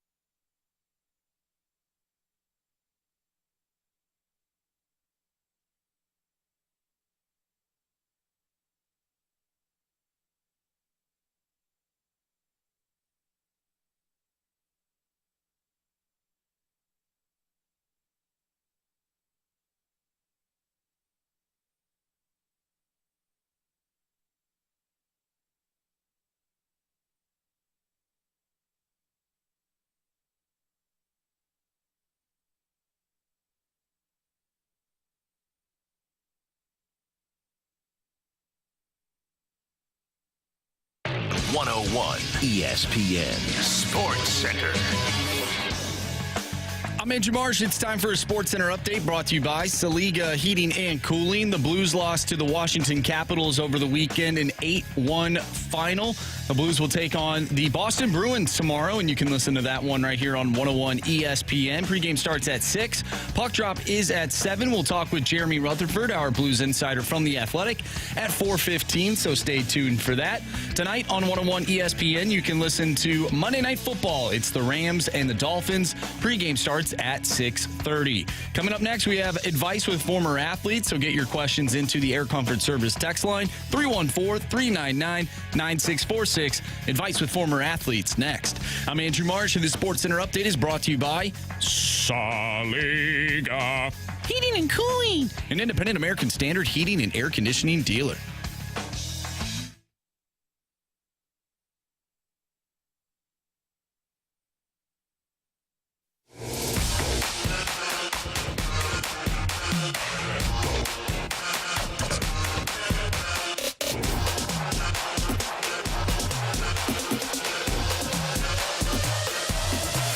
Give me some advice, quick.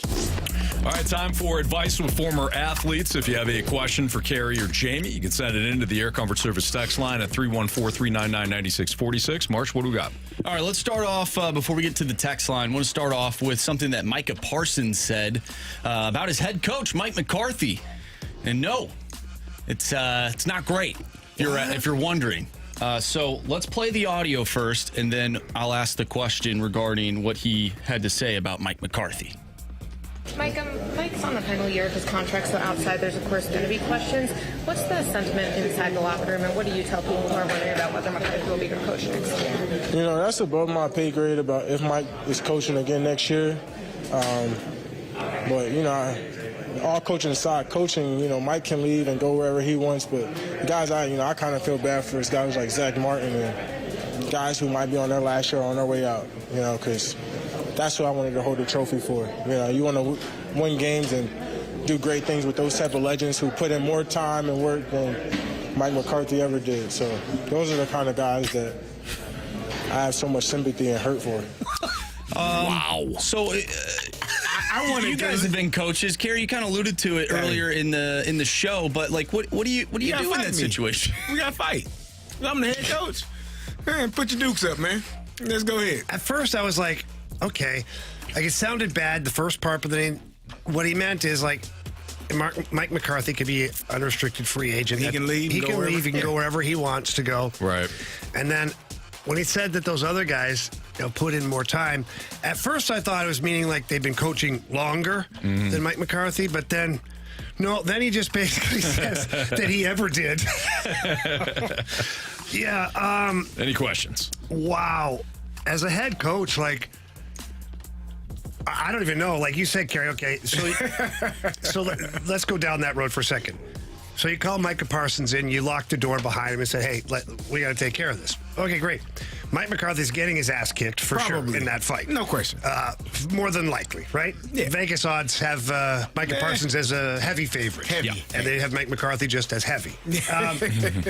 But now... Ouch. But no, I just...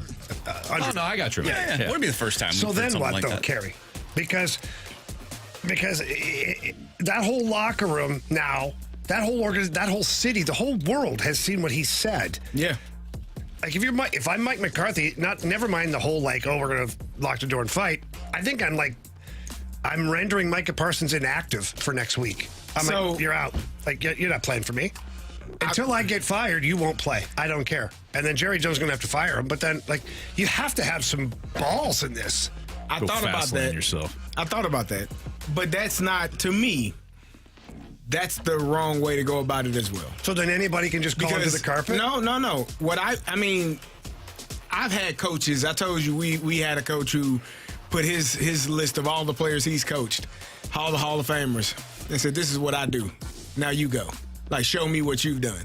And there is a way for Mike McCarthy to show in front of the team and in front of Micah Parsons, this is not how we handle business. This is not, and I'm joking when I say we fight, but I wouldn't be joking. I would fight him. I don't think Mike McCarthy should, but I think there's a way to handle it with showing him that this is not acceptable.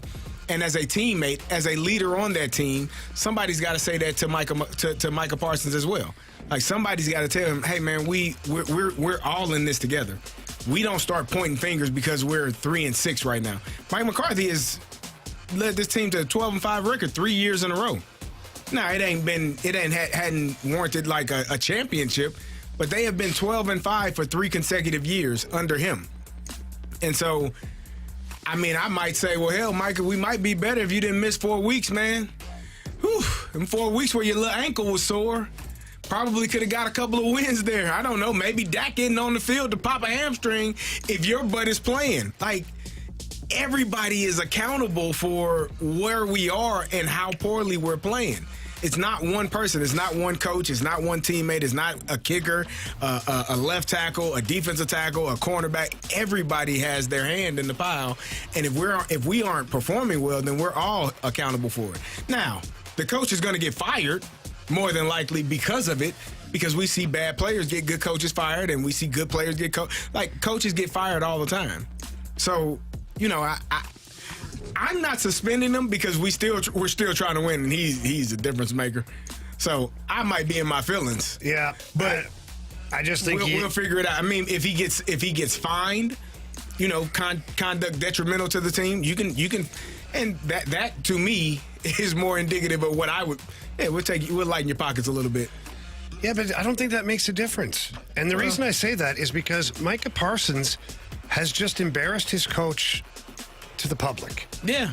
So, like, for me, there's got to be some pushback so that the public knows that there has been some discipline. And fining him, lightening his pockets, that nobody knows about that. Oh, he was fined. How much? Oh, that's team. You know, it's team information. Oh, okay. So, and then first thing people say, so he's got plenty of money, so who cares? I just think it's already clear that Mike McCarthy has lost that team. It is clear. But, like, if he ever wants to coach in the NFL again, like, there has to be some kind of retaliation. And I don't mean, like, just because you're, like, being a jerk, but that's completely out of line. To go in the meeting, if you got a problem with your head coach, you go talk to the head coach. Yeah.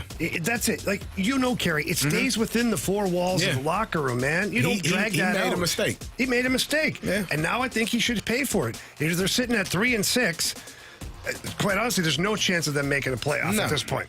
So no better time than to send a message than right now for Mike McCarthy. I'd be like, don't even bother putting your pads on this week. You're not going next weekend.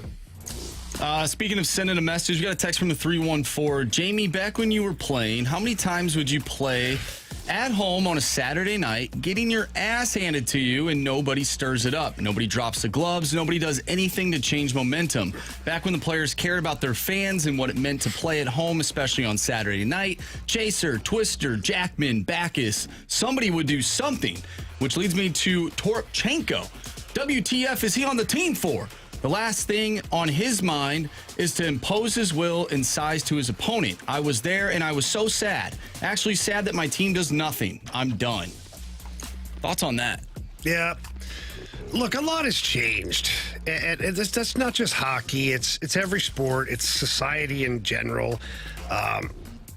You know, the sport has just changed. And very seldom do you see the old school Donnybrook when a team gets down by 3-4 goals. Do I think there should be some pushback? Yeah, I do. Is it Torpchenko's fault or his problem to deal with it? No, I don't think it's solely his problem. There's kind of a stray there. You know, like, it's kind of a random pick considering the whole team didn't do anything.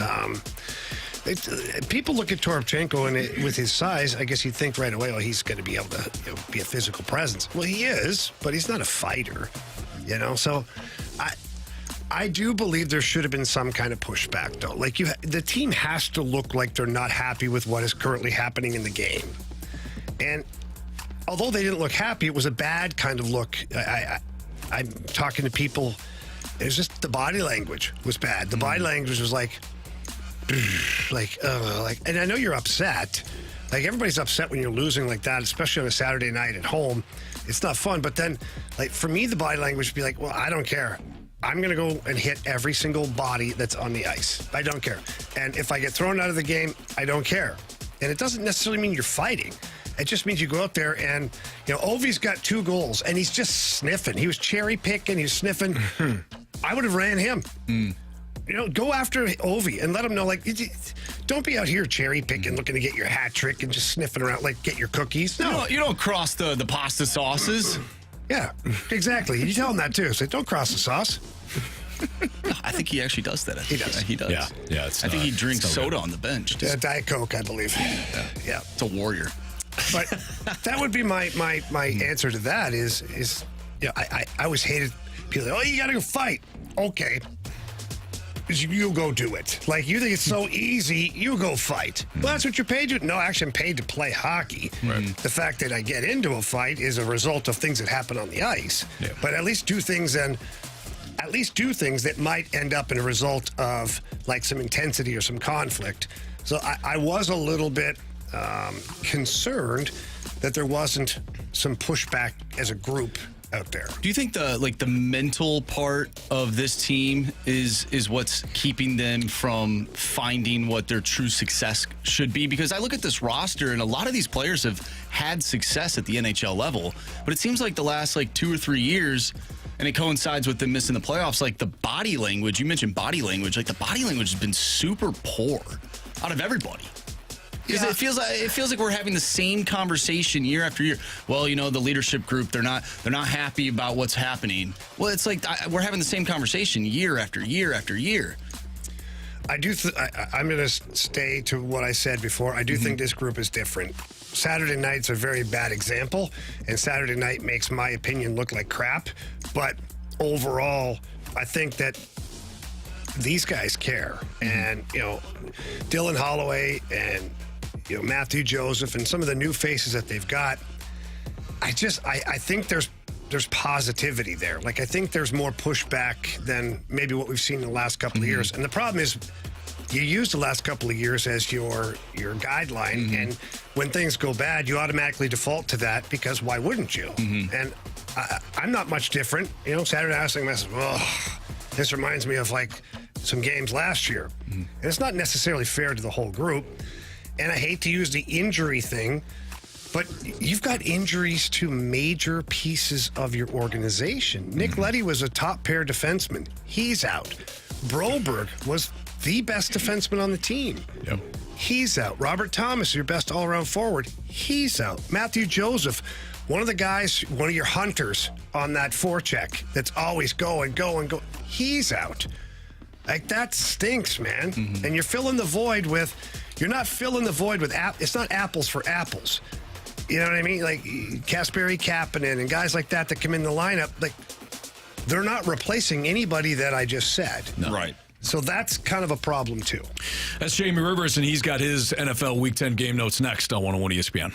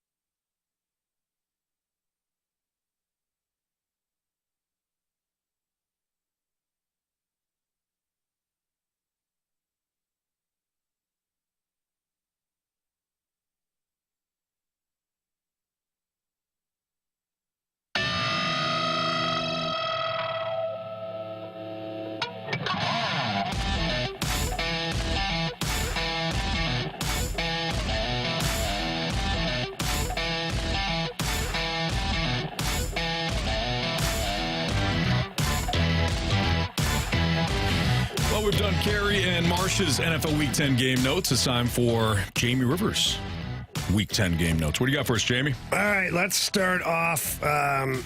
It's too bad Carey's not back yet, but I wanted to start off with his Giants. Carey was a big supporter of the Giants at the start of the season. Felt like Daniel Jones' pay matched his play. All of these things.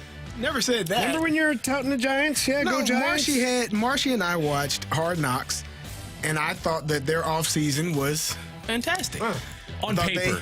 I thought the things and the decisions that they made and their reasoning for making said decisions sounded good to me. Problem is, you got to play the game. The thing with him is you could tell by watching the show that they did not want Daniel Jones to be their quarterback. But they knew they were stuck with him. Yeah. They didn't want him. They wanted Saquon. And he don't even play quarterback. But they wanted him more than they wanted Daniel. Well, I think the owner wanted him. Yeah. Joe Shane was like, I don't think he even thought about re-signing him. Yeah, he might not be thought about being re-signed himself. Whoa. He's going to think about wanting to be re-signed. I don't think the owner's going to bring him back. Well, this is where it leads me to with the Giants. It's like, what do they do? Because, like, who gets fired? Is it Dable gets fired? Or, like, do they try and rid themselves of Daniel Jones? Because Dable's been given a really bad hand here. Yeah. And I don't know if he's a good head coach or not, because he's had Daniel Jones as his quarterback the whole time. You know what's interesting? Well, I just thought about this because Ben Johnson, the OC for the Lions, decided not to take a head coaching job last year, right? Because if you don't have a quarterback, you're going to be out of a job sooner rather than later. And it's all about finding a situation where you have a quarterback that can help you win games. And Brian Daboll, did a fantastic job with Buffalo, calling offensive plays for Josh Allen, and then gets the head coaching job in New York, wins Coach of the Year, and now you're like, he's probably going to be fired 2 years later, after the head coach of the year. Like it's a hard life, man. But that goes back to, so what now? Because you don't have a franchise quarterback, you won't have a head coach, and whoever you bring in next is still going to be stuck with Daniel Jones. So, like, this franchise is in serious trouble. For me, I would go back to what Brian Daboll did 2 years ago when he got the most out of the team, really. And that wasn't an overly talented team at that point either. And I highly doubt it's Brian Daboll's choice to give Daniel Jones that money. So if he had to have maybe signed off on it. Like, he had to have agreed and said, yeah, that's a good idea. Or, or at least I can make it work. Or what are my options? Right. That's true, too. Like, who knows what was available that year? I forget exactly, but, like, it's either Daniel Jones or we start over again. And they weren't in position because they made the playoffs. They had made the playoffs. I think that was the kiss of death. Yeah, they went 9-7 that year. They went 9-7. They went into Minnesota. But they were supposed to be worse. They handed Kirky Cousins another playoff loss and emerged out of there with a playoff dub and not a great draft selection. Kirk Cousins ruined the New York Football Giants organization. He really did. Now he's ruining the Falcons. Yes. Anyways, my next one is I got to go to the Lions, boys. It's funny. I've been, people like to recycle, recirculate Dan Campbell moments and things that he said. It's wild that from his very first press conference that I went back and listened to, he talks about getting knocked down and then biting kneecaps on the way back up. And we all thought he was crazy. We're like, this guy's going to last about a month and he's done. Well, here he is still preaching. And 2 years ago, there's a speech where he gives, like, we're just going to outwill them. We're going to outlast them. We're going to stick around long enough. And then last night, or it's not too long, he talks about we just need to keep going. We will outlast our opponent again. Like, and all of it came true. Yeah. Like, they just stuck around. 5 interceptions. You don't win a game when your quarterback throws 5 picks. You shouldn't. The Lions did. And the defense, they stepped up huge. Like, they were not great in the first half. In the second half, that defense stepped up for the Lions. Yep. And they got them right down to field goal. And the guy who kicks the field goal, Jake Bates. Jake Bates, by the way, played for that Michigan team. He kicked a winning field goal against the Battlehawks a couple years ago. Yeah, this past season. He was selling bricks before that. He was in Houston. And here he is kicking the winning field goal for the Lions, getting a cool one of the game balls. That's pretty cool. So the Lions, to me, playing as poorly as they did last night and still winning, I mean, this is a Super Bowl contender. Mm-hmm. You don't play that bad and win. And against the Texans team but they were rolling pretty good in the first half. Yeah, they were. So my last one is the New York Jets. I mean, I've had these guys a couple of times in my game notes. It's almost like the Giants for me. Like, New York football has a big problem because you've got Aaron Rodgers. He went and got all of his best friends. What? Hey, guys, we're going to play football in New York. Yeah. What's next? Like, what's next for this franchise? Because how do you blow up the team now? You got all these old guys, and you got Rodgers. It's like screwed. Like, you're so screwed. You're like a 5 or 6 year plan away from even being relevant again if you start over. Right. Yeah, this was your plan. This was your plan. And it is your plan is on fire. It's 6 points yesterday in Arizona. 6. You do what the Steelers did. Go get a couple of quarterbacks, make them fight it out. Go get Justin Fields. It's fine, but what about the rest of the team, Carey? I mean, start there. You can build in the draft. They can build in the draft. They got some good players. Brees Hall, you got Sauce Gardner, you read at the other read at quarterback at cornerback. Like, they got some pretty good players. They got no leadership. Points. They stink. They got but their no quarterback, yes, the quarterback. You got the head coach got fired. They stink. They are a terrible team, man. Like, top to bottom. It's awful. Arizona said, you know what? I'm going to kick your butts all over this field. Arizona looked like they were playing against a high school team. Yeah. Kyler Murray looked really good. He did look good. He did look good. I'm tough on Kyler Murray. He looked very good. He looked very good. I have to be honest. Yep, he did. All right, that was Jamie's Week 10 game notes. We've got the Gauntlet next on 101 ESPN.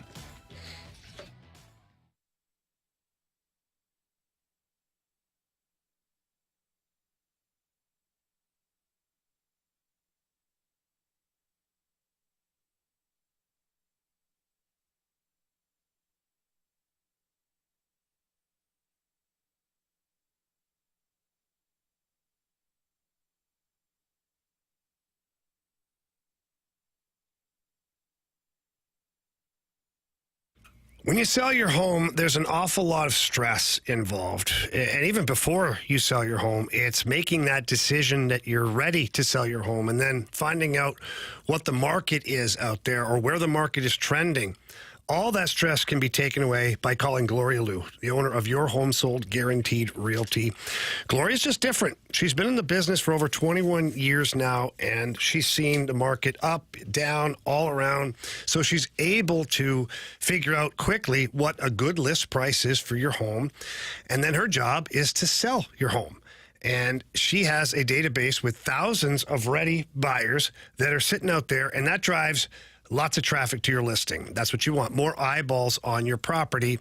And hopefully that means more offers. And if so, more money in your pocket. But that's why you need to trust Gloria Liu with Your Home Sold Guaranteed Realty. Because not only is she going to sell your home for the price that you want, she's going to get you to the closing table and you're going to be able to sell that house for a good price. So please pick up the phone, call Gloria, tell that Jamie Rivers sent you in. Her number's 314-325-6888. Again, that's 314-325-6888. Or you can always visit GloriaHasTheBuyers.com.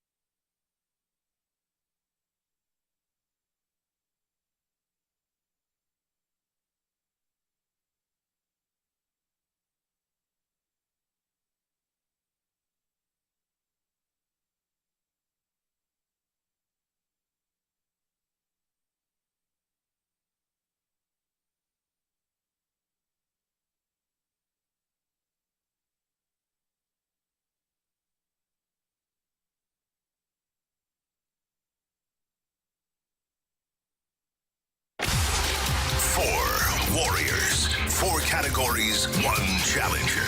Can you survive the Gauntlet? Brought to you by Blue Note Roofing.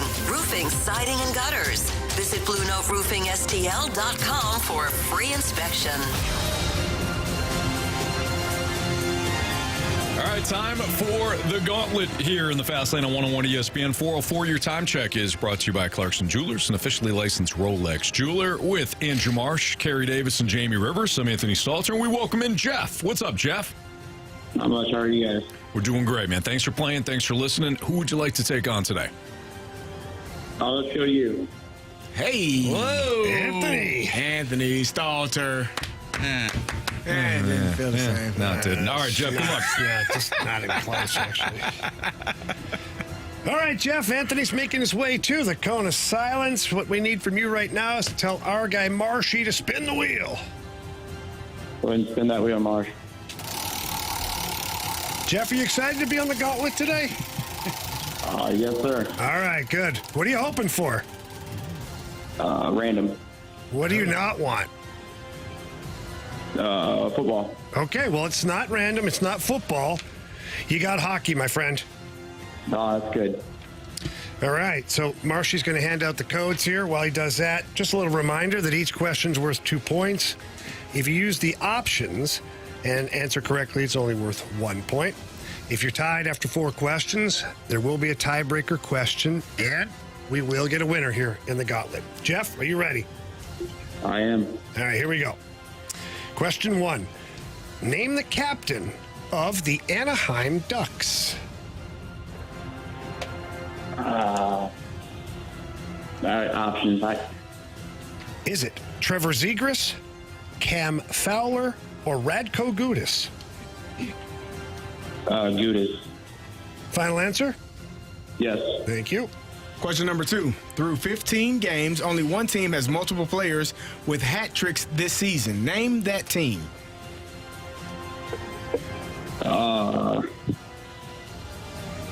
Let's go with the Florida Panthers. Final answer? That's final answer. Yep. Question number 3. In his Blues coaching career, how many playoff series did the Blues win under Craig Berube? 4, 5. Say 6. Final answer. All right, Jeff, last question. In 2012, the Blues made the playoffs after missing the previous 2 seasons. In those 2012 playoffs, which team did the Blues defeat in the first round in 5 games, marking their first playoff series victory in 10 years? So who did they beat in that 2012 playoff? Chicago. Final answer. All right. Thank you. All right, we're going to get Anthony back in here from the Cone of Silence. How you feeling, Jeff? Not too bad. All right, good. All right, Anthony's coming back in, plugging in his ears here. Anthony, how's the Cone of Silence, bud? Man, it was silent. Yeah, very. Not a lot of action in there. Yeah. No Mike Ryder? No. Nobody really walking around? Oh. It's all right. Allowed me to lock in, Jamie. Sure it did. I lost the Gauntlet last time, so. Yeah, he was over there behind me. Yeah, I do not want to go back there. I do not like You the don't like it penalty behind box. Carey, huh? Nah, I don't like him behind me either. I wouldn't either, son. Nope. Can't see what's going on back there. Yeah, you don't worry about that stuff. Anyways, Anthony, pack your lunch. Okay. Your category. Ice hockey. Yes. Question 1. That's my best category, right, Marsh? By far. No, I don't think so. I think it is. That might be, actually. You're 16-3. That is your Wow. best category. He might be the hockey guy. He is. Did you say guy or God? Both work. Makes sense. All right, hey, lock it up here. Okay? Here we go. Question 1. Name the captain of the Anaheim Ducks. They won last night. Beat the Blue Jackets. Options. Is it Trevor Zegras, No. Cam Fowler, No. or Radko Gudas? I don't think it's the other two, so I'll go with Radko Gudas. Final answer. Question number 2. Through 15 games, only one team has multiple players with hat tricks this season. Name that team. Multiple innings with hat tricks, huh? Gotta be somebody that's scoring a lot, Jamie. Hurricanes love to score. Oilers down a little bit. Avalanche down a little bit. You know what? Give me those options. The Tampa Bay Lightning, Maybe. Colorado Avalanche, Winnipeg Jets. Jets are awesome, but they don't score a ton. I feel like the Avalanche are down, and I feel like the Lightning are playing a lot of high-scoring games. Let me ride the Lightning. Final answer. Question number 3. In his Blues coaching career, how many playoff series did the Blues win under Craig Berube? Playoff series. Series, you say? Mm-hmm. Okay, well, 4. And then they beat the whatchamacallits before losing to the Avalanche. Is that the Wild? He did not win in the bubble. They did not make the playoffs in his final year. Well, you definitely have 4, and then I think you beat the Wild in the first round, then you lost the Avalanche, so 5. Final answer, 5. All right. Final question. In 2012, the Blues made the playoffs after missing the previous 2 seasons. In those 2012 playoffs, which team did the Blues defeat in the first round in 5 games, marking their first playoff series victory in 10 years? Does it say my Sharks? Anthony's Sharks? I'm asking you a question. Anthony's Sharks. Final answer. Okay. What are you mad at? You. What'd you do? Well, that I do. Mm-hmm. Just reading the questions, man. Grow up. All right, let's go over this. I don't feel great about this. Jamie shot me a lot of looks. Let's go over this. Question 1. Name the captain of the Anaheim Ducks. Jeff, you said Radko Gudas. Anthony, you took the options. Said Radko Gudas. Carey, answer is? Radko Gudas. Yeah. Jeff also used the options. Oh, all right. Nice job, Jeff. 1-1. Thanks. Question 2. Through 15 games, only one team has multiple players with hat tricks this season. Name that team. Jeff, without the options, it's a pretty good answer, said the Florida Panthers. Oh. Anthony took the option, said, ride the Lightning. Metallica. Yeah. Answer is? It's the Tampa Bay Lightning. It is Tampa Bay Lightning. Jeff, that was a good shot with the Panthers. They are dominating people this year. I flat out forgot about them. In his Blues coaching career, how many playoff series did the Blues win under Craig Berube? Jeff, you said 6 without the options. Oh, did I miss Anthony, one? you said 5 without the options. Answer is 5. 5. Well, last question. It's the 4 plus the, we know. Wild, wasn't it?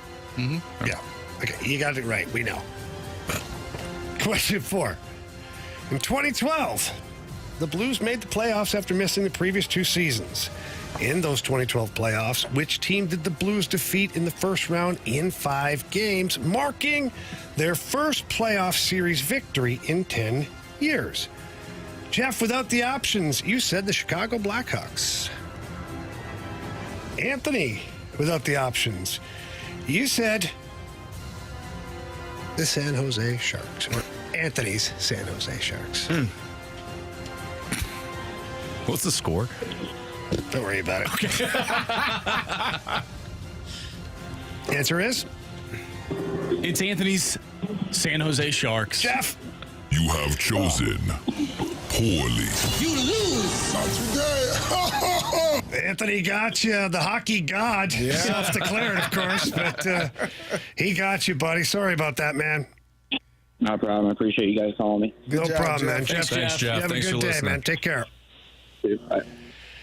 Anthony San Jose Sharks, baby. Does it say it? Anthony Stalter, San Jose But Sharks. this is where we know that it is Anthony's team because he didn't even need the options. He didn't. Carey, I would have had to take the options because the dates and stuff that blurs for me.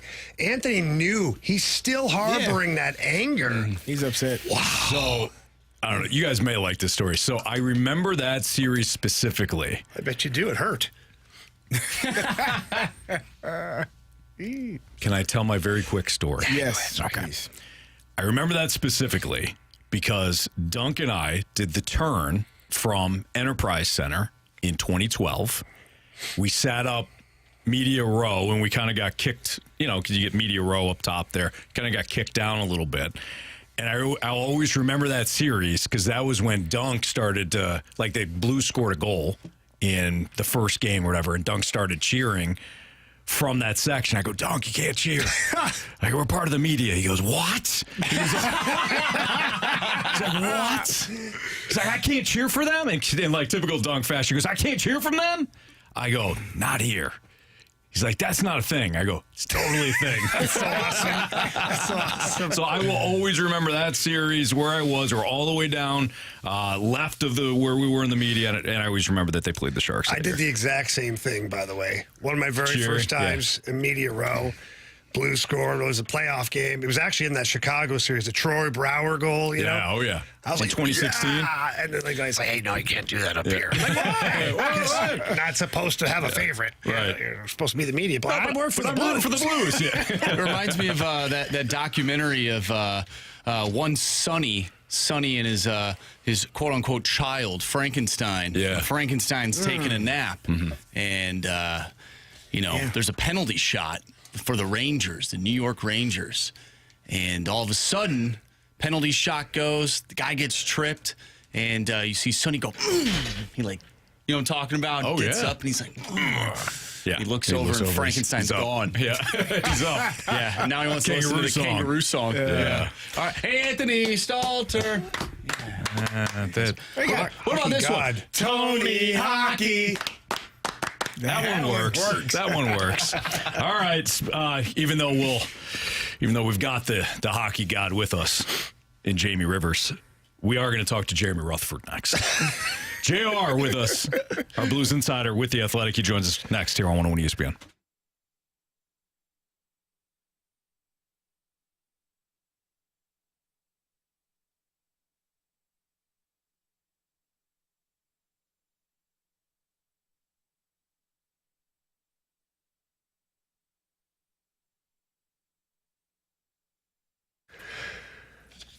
Circus Sports Illinois has an app now bringing the largest sports book from Las Vegas right to your fingertips. Derek Stevens, longtime bettor from Detroit, Motown. He had a vision a long time ago of creating the world's largest sports book. So he built the Circa Casino in Las Vegas, and now Circa Sports has an app, and it's so easy to download. It's user-friendly. They've got tight money line splits. There are no betting limits, and quite honestly, this is the best way to go about it. It is the best sports app out there. You just don't want to miss out on some of the action, and I got a couple of picks for you. Tonight, you got the Kings and the Flames going at it. The Flames have a couple of guys down with injury. The Kings are at minus 131 on the money line. I'd take the Kings on that one. Avs and Predators. Predators are not good. The Avalanche have had trouble keeping the puck out of their net, but still, I like the Avalanche at minus 134 on the money line. And that's how easy it is. Just like that. You jump on the Circa Sports Illinois app, you download it from the website or from the App Store, and you get started immediately. Don't miss out on any of the action. Download and bet like a pro with Circa Sports Illinois app today and join in on the excitement. If you're someone you know may have a problem with gambling, call 1-800-GAMBLER or text ILGAMB to 833-234.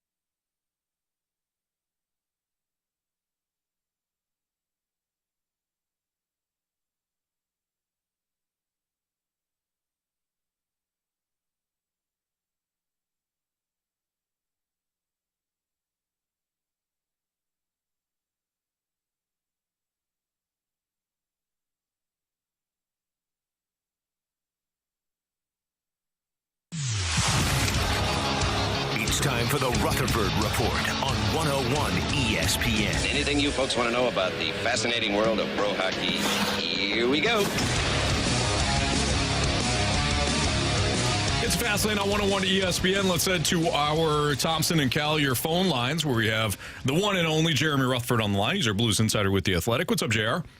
I can't compete with the hockey god. He had a mullet for criminy. I can't compete with that. Yeah, he had a mullet. He had he died on the ice. I mean, he's one of a kind. That Jamie Rivers. How you guys doing? We're doing good. I think Jamie, speaking of which, is very happy that you're on now to maybe share some of your knowledge as to why the Blues lost another game 8-1. Yeah. I definitely didn't think we'd be talking about 2 8-1 losses in one calendar season here. So it's tough. It happened in Ottawa, and I agree with Braden Chen and some of the other players. There were some fluky things that happened in that game, and that's not to make excuses, but that was a loss that you hope to put it in the rearview mirror and move on from it. But then when you have one 12 days later, obviously it's going to get lumped together. And so, you can't make any excuses for it, especially what we witnessed the other night, Saturday night. I sat back and thought about what's right about guys. And I just said, look, I've been covering the team for 20 years. I've never seen a period like that. I've never seen a team that just looked like not just they had their sticks on the ice. That's a cliche that's used often when a team doesn't play. I mean, they literally did nothing in that third period. And so when you're in the situation that you are with the Blues, with the injuries, and you're trying to be a playoff team, and you're trying to say that we've got a roster that can compete for a playoff spot, you can't have one of those, and you definitely can't have two of those nights. Jared, what was the vibe like down there at practice today? I'm sure you talked to a couple players, some of the coaching staff. It's tough for those guys to be at the rink today answering the questions, but what did they have to say about it? Yeah, and so let's start here, Riv. You know how this works. After a game like the other night, the fans want to know how many laps are they skating, how hard are the coaches working them, and, if you were looking for that today, you did not get that because, as Drew Bannister said afterwards, this was not a whipping day. It wasn't. It was an instructional day. It was a teaching day. They stopped practice several times and just kind of came together and chatted. And, it's not that the players don't always listen to that type of instruction, but, Riv, what I saw today was players were engaged. Players were, hands in the air. Coaches are motioning. Players are nodding their heads. Yes, they understand it. What they worked on today was some things with the line changes. And I know that sounds elementary. We're talking NHL players, but there were some line changes that really hurt the Blues the other night on what Drew Bannister said was 3 of the goals. Now, listen, you take away those 3 goals, you still get beat 5-1. I get it. There's a lot to work on. But the mood and the temperature of the team was more of a, hey, we've already moved past that. Let's work on some things that we think can help us. It's funny, JR, because when I played for the Ottawa Senators, Jacques Martin, longtime coach and coach here in St. Louis, one of the very first practices we had, we worked on line changes. And I thought he was crazy. I'm like, what is he? We know how to change. But what he did is he created a small advantage with line changes where he could outchange the opponent, get fresh bodies on the ice quicker, and it ended up being a huge advantage to us. So, like you're saying, the details that go into winning hockey games is a huge part of things, especially right now following an 8-1 loss, don't you think? Definitely. And two things here with the line changes. People, okay, what they work on? What could they do that could make them better? Well, two things. One, the first goal that McMichael scores there, you have a situation where Jordan Carey is going off the ice, and it allows McMichael to come in and get speed and have a wide-open shot with the D-men backing into the zone. The next goal, the second goal, Ovechkin scores. There's a line change where Kyrou goes off. Nathan Walker comes on, and he's not able to get anywhere near Ovechkin by the time he gets the shot off. So that's one aspect of the line changes. The other thing, which I think is more important in the grand scheme of things, is in order to score goals, you have to get offensive zone time. In order to get the zone time, you have to get in on the forecheck. In order to get on the forecheck, you've got to make good line changes. And if you don't, you can't get into the zone with some speed. You can't get, you're not putting your teammates in the right position to succeed if you have long shifts and you're not able to get over there and make that change. And the Blues, I'm looking up the numbers right now, the Blues shift length was a lot longer the other night against Washington than it had been previously in those other games where they didn't have those types of issues. JR, it feels like night in and night out, we're talking about the power play. They went over 3 again. How do they fix that? Like, you talk about zone time, and it feels like they don't get enough time in the offensive zone when they do have the man advantage. How do they fix that? How do they get more time, and how do they get pucks in the net?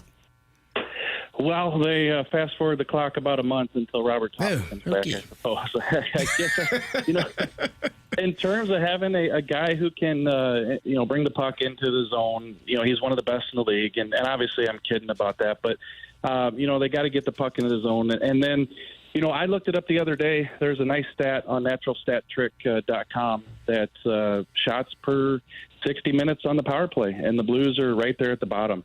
So they're definitely not getting enough shots. I mean, that's across the league, and that doesn't matter if you played 10 games, 14 games, 15 games. This is per 60 minutes of hockey. They were 30th or 31st, right there. So they're not getting enough shots. And then you talk about the game the other night, Carey. This is the Washington Capitals team that was right there at the bottom with the Blues in power play this season, and they get 2. And the Blues get nothing, and obviously it didn't matter in the big scheme of things in terms of the 8-1 score. But we've seen in recent weeks that the Blues have really hurt themselves by not being able to score on the power play. A couple more things for Jeremy Rutherford, our Blues insider with The Athletic. JR, when do you foresee that either it's Drew Bannister himself or maybe even Doug Armstrong make some significant changes to this roster? Like what's the line of demarcation? Is it another 8-1 loss? Yeah, I just don't see what they can do right now. I don't. I know that you can't complain about the injuries. They happen to everybody. And look, this isn't a situation where Thomas is coming back in 10 days and Broberg's coming back in 14 days. These guys are a month plus, both of them. I heard Robert Thomas on the station the other day saying he's closer. He's progressing really well, so maybe it's not as long as 4 to 6 weeks, but still you're going to be without him. In the meantime, you get Joseph back in the lineup tomorrow night. He's going to play against the Boston Bruins. He's missed the last 6 games with the lower body injury. Is there a move out there that Doug Armstrong can make, with the cap situation that they're in right now, being an LTI? I'm not sure. And, can you bring in one guy or swap out a guy that's going to help this team and get it going in the right direction? I don't think that's possible either. So as I see it, without having any information on things that they're looking at right now, I think they just need to get healthy. JR, not a great night, obviously, but you did get to see Alexander Ovechkin score 2 goals. Are we talking about how close he is to catching the great one, Wayne Gretzky? Yes, everybody is. That's the talk of the NHL. And we have a player poll coming out at The Athletic probably soon. And one of the questions was, do you want Alex Ovechkin to break Gretzky's record? And I interviewed probably 9 or 10 Blues players, and every single one of them said yes. And I asked them why. Like, you guys are all in favor of Ovechkin passing Gretzky. And I asked them why, and they said because he's from our era. We watched him do it, And they said also, I thought was interesting, they said, listen, if Wayne's rooting for him to do this, then we want to root for him too. So you're right, Carey. 31 goals away from tying Wayne Gretzky, and I looked it up the other night. That's on track to come close to the record. Late February, early March, and it's the Blues who are in Washington playing the Capitals. I believe it's on February 27th. So wouldn't that be something if it happened to be against the Blues? Oh, man. Oh, man. Come on, JR. Come on, JR. Okay. That's Jeremy Rutherford, our Blues insider. JR, no, we appreciate it. Thank you. Thanks for the ugly tidbit there at the end. And we'll talk to you next Monday. All right, yeah. All right, let's say we'll wish it happens another game. There you go. Yes. That sounds way better. Bounce back, JR. Yeah. Nice job. See you, JR. It's Jeremy Rutherford, our Blues insider with The Athletic here on 101 ESPN. So, yeah, that would be something. In basketball, when a certain player passed a certain player, they said he was the greatest player to ever play the game. Does that make Ovechkin the greatest player to ever play the game if Maybe he passes greatest Gretzky? goal scorer. Really? Well, he can't be the greatest player because if Wayne Gretzky... hear me out. I agree. But hear me out. And most people know this. If Wayne Gretzky played his entire career in the NHL and never scored 1 goal, he still has more points than the next guy closest to him. It's amazing. So that's the greatest player of all time. So the greatest goal scorer, you would give him that title? You'd have to. And he's doing it consistently. Yeah. He's an older player now. And the reason that I think it makes him the greatest goal scorer, and I never thought I'd say that after playing with Brett Hull, but Alex Ovechkin, like, you know what he's going to do. Mm-hmm. He stands in one spot. I laugh about, give me the answers to the test. Yeah. Here's the video. He's got to shoot the puck from this area, and you can't stop him. Yeah. So for me, I mean, that just like distinguishes him right away as the greatest goal scorer. That's why the Blues don't move around on the power play. Why? Because Ovechkin can do it. Oh, he just can stand there. Okay, stay in one spot. Yeah. There it is, Marshy. Just this is our era. This is what it is. But Good the rest job, of the Marshy. Capitals players move around. What? Oh, they must not have gotten that part. They didn't get that far in the film. Hey, do you think they'll rename the Rocket Richard Award to the Alex Ovechkin Award? No. Why would they? Otherwise, they would have named the Wayne Gretzky Award before they called it the Rocket Richard. That's fair. You can't just keep changing the name, Marshy. I mean, you could. It loses its luster, you know? Change a lot of things. No, you can't change. Do whatever we want. No, you really can't. Why do you have that smirk on your face? Like, what's on your mind? I'm just letting this play out instead of stepping in. All right, we've got our Sports Six Pack 314-399-9646. That's the Air Comfort Service tax line. Sports Six Pack next.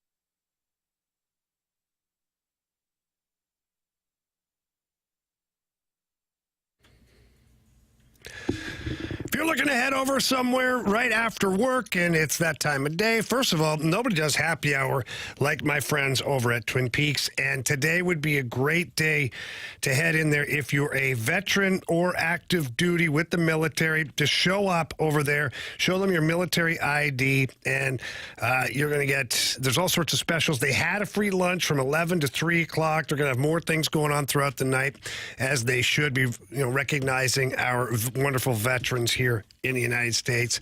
And Twin Peaks right there in Maplewood, man, they got a great menu. They just changed up a few things, so you're not going to want to miss out on that. The quesadilla tacos are fantastic. The little dipping sauce that comes with it, I mean, it's awesome, absolutely awesome. And they always have the 29-degree man-sized draft. Got a great selection of bourbons, which I absolutely love. They got stuff for the kids, too. They got great little meals for the kids and fun stuff going on over there. So please take a moment and head into Twin Peaks. Eats, drinks, scenic views.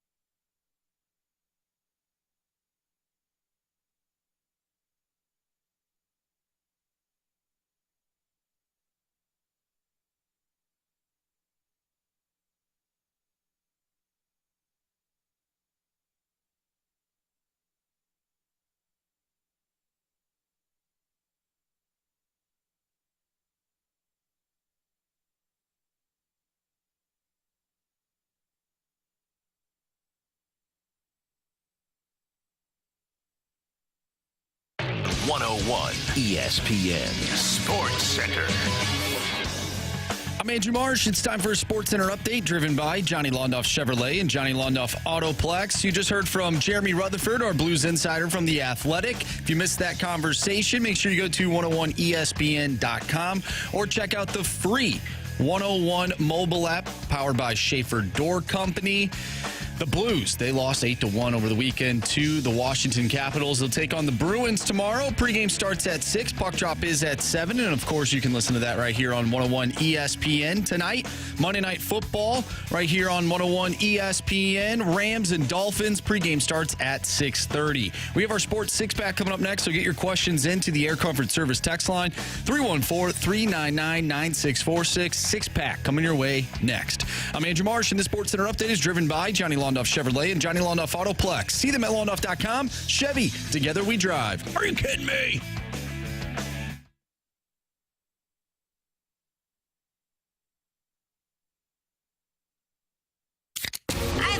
It's time for the Fast Lane to answer your sports questions. I want to ask you a bunch of questions. I want to have them answered immediately. Asking me all these weird questions. Answer the question. Answer the question. Answer me! The Sports Six-Pack is brought to you by Paramount Men's Medical Center. Suffering from ED or PE? Your first treatment is free at ParamountMen'sMedical.com. It's Fast Lane on 101 ESPN. Time for our six-pack, our sports six-pack here in the Fast Lane. 314-399-9646, the Air Comfort Service text line. So if you have a question, you can send it into the text line, and you might have it read off by Andrew Marsh, like this one. Question number 1. From FedEx Brian, have the Blues decided on what their Winter Classic sweater is going to be? I don't want to be going up to Chicago wearing a sweater that isn't the Winter Classic one, just like I couldn't when I had to go to Minnesota because of how long it took for it to get to my house. Yeah, they always have a special jersey for the Winter Classic games, no matter who the team is. What's it going to look like? I don't know. That's the question. What's it going to look like? I don't know, guys. You think they tell me that stuff? They should. You're part of the team. No, I'm not, actually. Not even close. Anthony wants there to be a giant S with a J next to it. Oh, wow.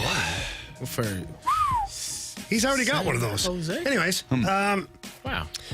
I don't know. I know the Blues have been working on this jersey, and I can't imagine that they won't have it readily available so that people can wear it at the Winter Classic. Maybe last time there was some kind of a mix-up or something, but I think you should expect an announcement soon.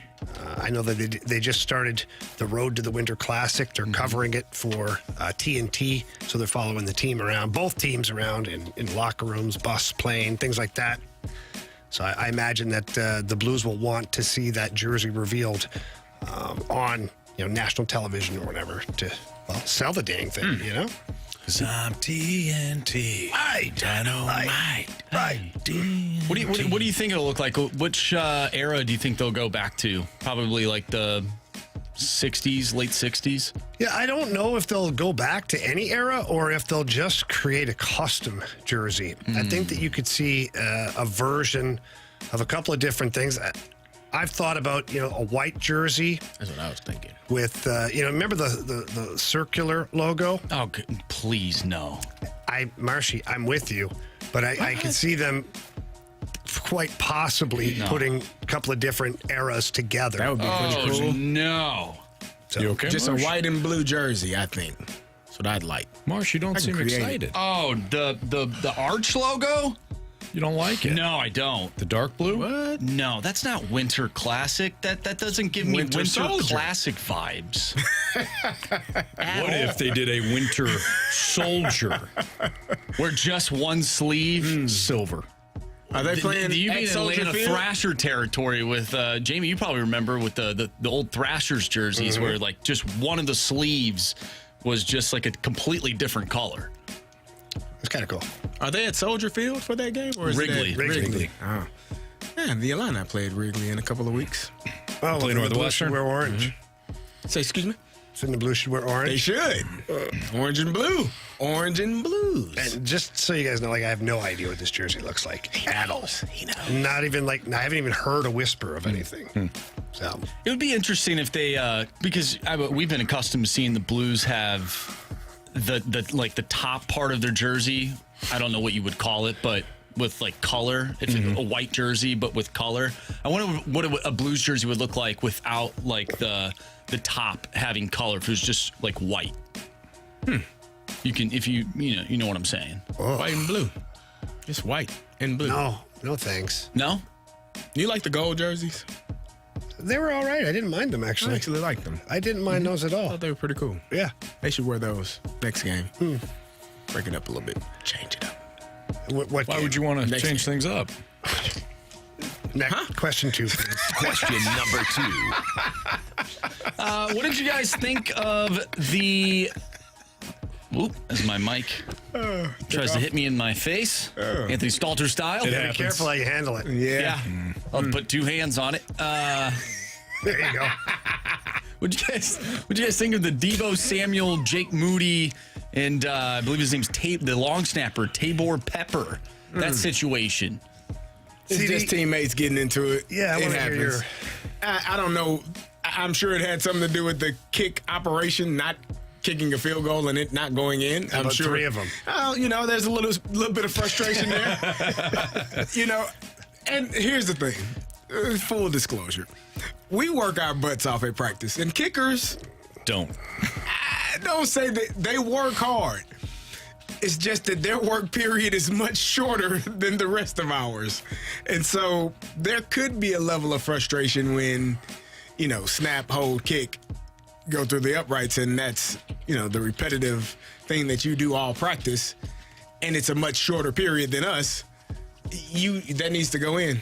I'm not saying that Deebo should respond that way, but it's football. It's sports. People get into it with their teammates all the time. It doesn't mean that they are fractured as a team. Sometimes you got to grab a guy by the face mask and say, hey, fix it. Well, apparently, Deebo was interviewed, and apparently he was over talking to the kicker, and then the long snapper decided to involve himself. Yeah. And Deebo just says, I wasn't talking crazy to the kicker. I was just talking to him. And then he comes in, and so things got heated a little bit. And, I mean, if somebody comes, if Deebo Samuel has three drops, right? In a row. Does Jake Moody come talk to him? No. Why not? They're teammates. But somebody may go, hey. Oh, okay. It's different. That's what I would say. Hey, I didn't come talk to you when you dropped them damn balls. Then I kick the ball. I'm good. You do your job. I'll do mine. That would be funny if Moody got in his face. He should. Catch the damn ball. Deebo. Lock it in. Imagine. But if Deebo Samuel drops the three straight passes, somebody, one of his teammates may go up to him and say, hey, come on, let's lock it in. They should. I don't think the kicker should be absolved of that. Hey, Kadarius, let's lock it in now. That's different. Wow. I don't think it was. He's no longer here. No, I'm just saying if his teammate... What if his teammate called St. him Louis. Kadarius? Oh, that'd be kind of funny. That would be funny. Wow. That'd be kind of funny. That'd be awful, actually. Yeah. Not a bad idea, though. That'll get him going. That'll get him going. Get him upset. Well, catch the damn ball then. Make the field goal. Simple. Young Wei Koo. Oh, wait. That's a different thing. Sorry. You haven't. No. How many did you miss? See the one? 3. I saw the last one he missed. Did you see the second one he missed? I don't think so. Which was shorter than an extra point. Well, that's why he missed it. They needed to back up. And it went sideways. The ball went sideways. Well, they were outside, Anthony. It was like the Falcons season. Well, here's the thing about exactly. It was outside. It was windy. Here's the thing about that. You saw that wind in Chicago. It was like that. Yeah, no, I did. I did. No, see, New England's kicker had no issue despite the wind. Okay. Koo was kicking inside. They were playing in Nolans. Probably the sun. The sun probably got in his face. The sun does shine in those indoor stadiums. That's Dallas. And every single one of them, right? This was in New Orleans. I saw a stadium a couple of weeks ago that had rain coming down, and they had to close the dome. So, sure. Those things, weather conditions happen in domes. Yeah, no, perfect conditions for Young Wei Koo to miss all 3 events. Yeah. Question number 3. From the 314, Jamie, do you think Zach Bolduc is better off going to the AHL with him getting low minutes and the team struggling? Yeah, in theory, yes. But I'd also like to see Zach Bolduc play more. Your power play's 0 for gopher here at home, and Zach Bolduc is a guy that loves to rip the puck on net. And you heard Jeremy Rutherford, the Blues are ranking right at the bottom of the league of shots per 60 minutes on the power play. Well, why don't you pass it to a guy that's going to shoot it, or put a guy that shoots it a lot on the power play? That would be my first change up to the Blues power play, is I would have Zach Bolduc in that one-timer spot and just say, hey, when the puck comes to you, shoot it. Yep. Just shoot it. But based on what's happening right now, looks like Zach Bolduc's going to be a scratch tomorrow night. I'd send him down for like 2 weeks, conditioning, we'll call it. And it's not conditioning because he's in great shape.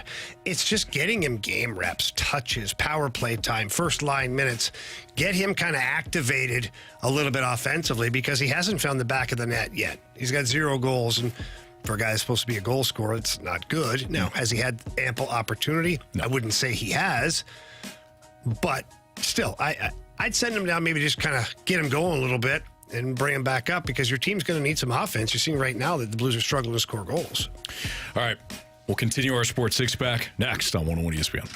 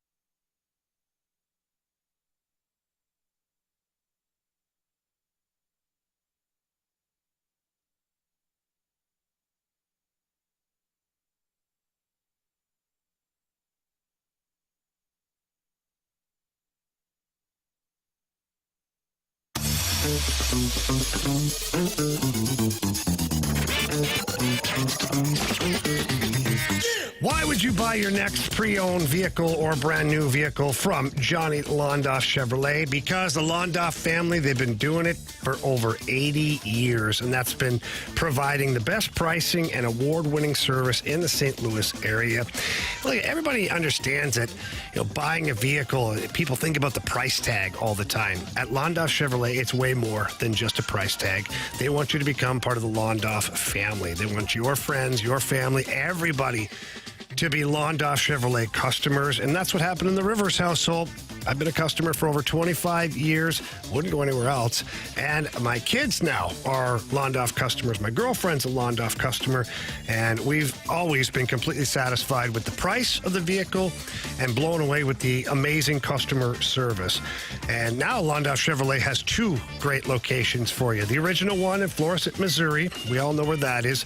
But the brand new Londoff Autoplex out in St. Peters, right off of Highway 70. Both locations are easy to get to, and both locations have great inventory and fantastic customer service. So please stop by either location. Tell them Jamie Rivers sent you in. They love hearing that. But if you can't get there in person, get there online. Visit them at londoff.com or LondoffAutoplex.com. Are you kidding me? Johnny Londoff Chevrolet.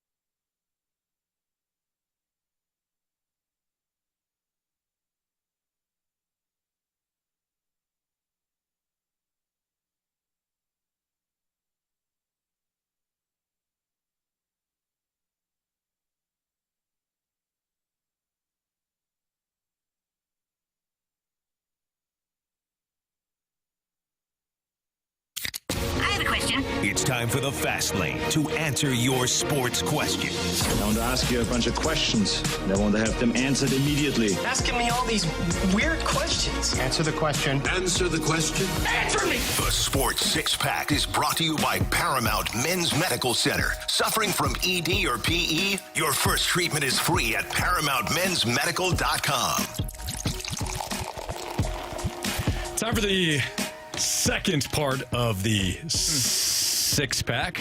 What I miss?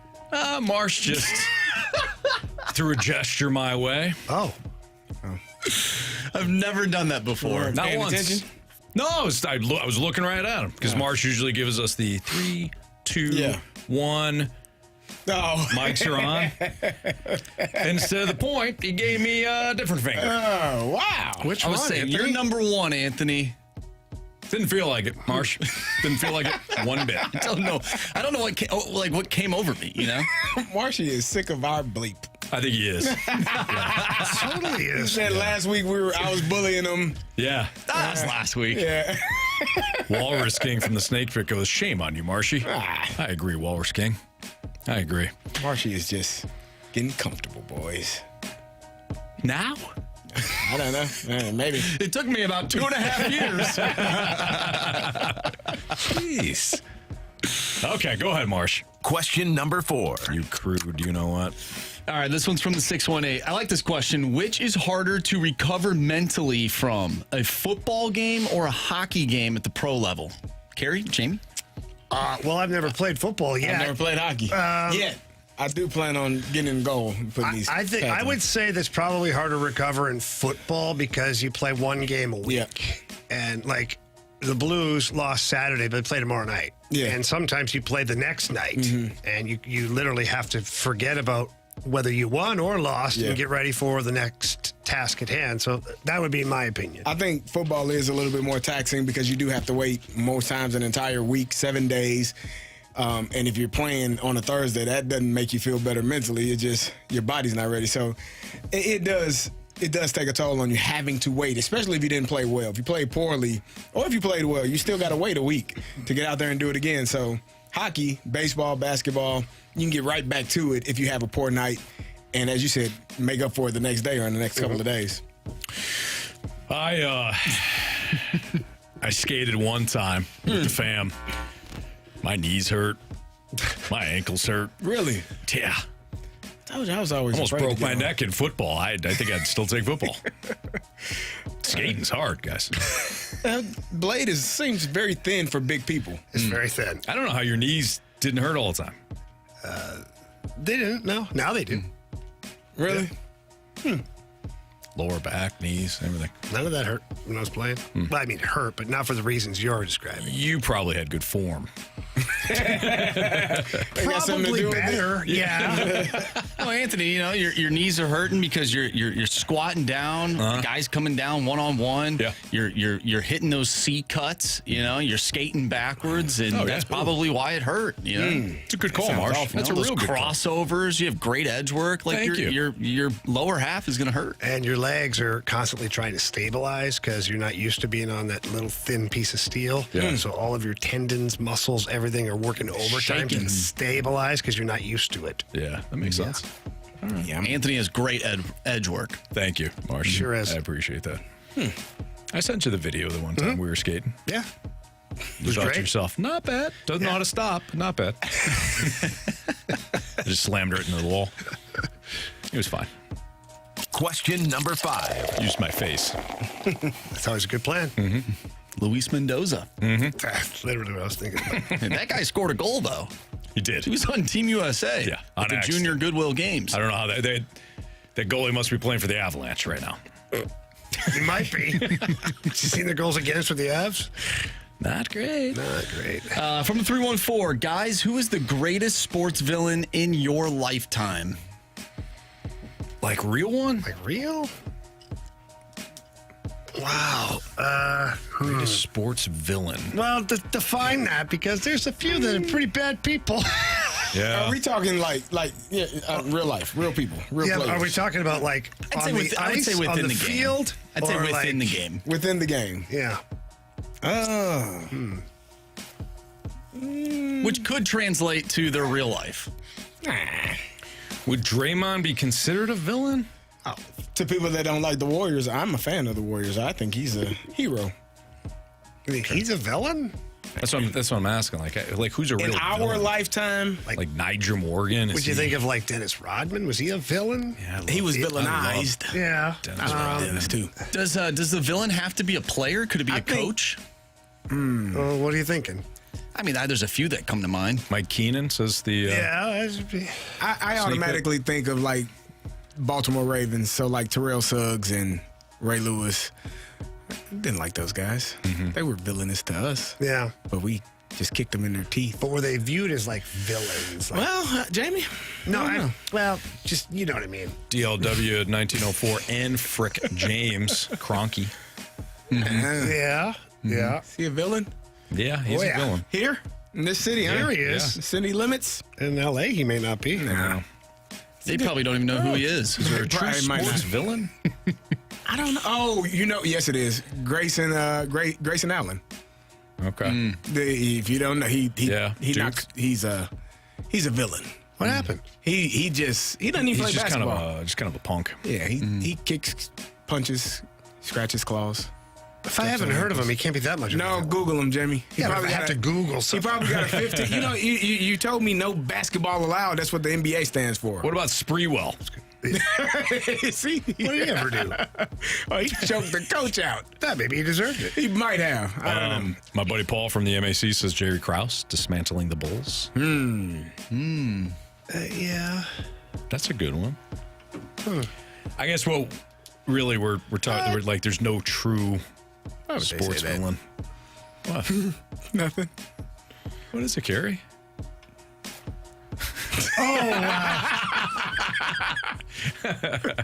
Yeah, we said we're keeping it on the field. Right? Yeah. I don't. Martin from the Snake Pit. I don't think he was that on the field. No, I mean it was more of in a white Bronco, but not so much. Not even then. Just on Bundy Avenue specifically. The Bad Boy Pistons were villains. They were. Bill Laimbeer. Bill Laimbeer is a pretty. Yeah. That's a pretty legit villain. Those guys were villains. Yeah. I think for everybody. Unless you were in Detroit. If we're doing that, then the Broad Street Bullies from the Philadelphia Flyers in the 70s, like every single guy on that team was an absolute menace to society. Yeah. What about Hato from the New York Mets? Oh, yeah. From Major League? No, Rookie of the Year. Rookie of the Year? Yeah. He was a villain. Definitely. Absolutely. I mean, that guy, man, he could really hit the ball. Well, him and the guy from Major League who threw at his son in a father-son game. Oh, the reliever. Clu Hayward's another good Clu villain. Hayward. Yeah. What about the guy that didn't believe in Field of Dreams? Wanted to sell the place. Oh, yeah. True villain. Yeah. And then almost let that little girl choke on that hot dog. And then couldn't get the job done in Minnesota. Hey, guys, it's not funny. She almost choked on a hot dog. Jamie. It's a little girl. Jamie is... Got robbed by Ken Griffey Jr. in Little Big League. Yeah. Couldn't get the Twins to the playoffs. Yeah, there's a lot of good villains. All right, it's Fastlane on 101 ESPN. What the hell's wrong with you guys? My game notes are next. Johnny Cueto. Johnny Cueto. Johnny Cueto. Whose career was that? What Jason catcher? LaRue. Jason LaRue, yeah. Yep. Yeah, no, he's a real pile. Mm-hmm. Yeah, all right, my game notes next. ESPN.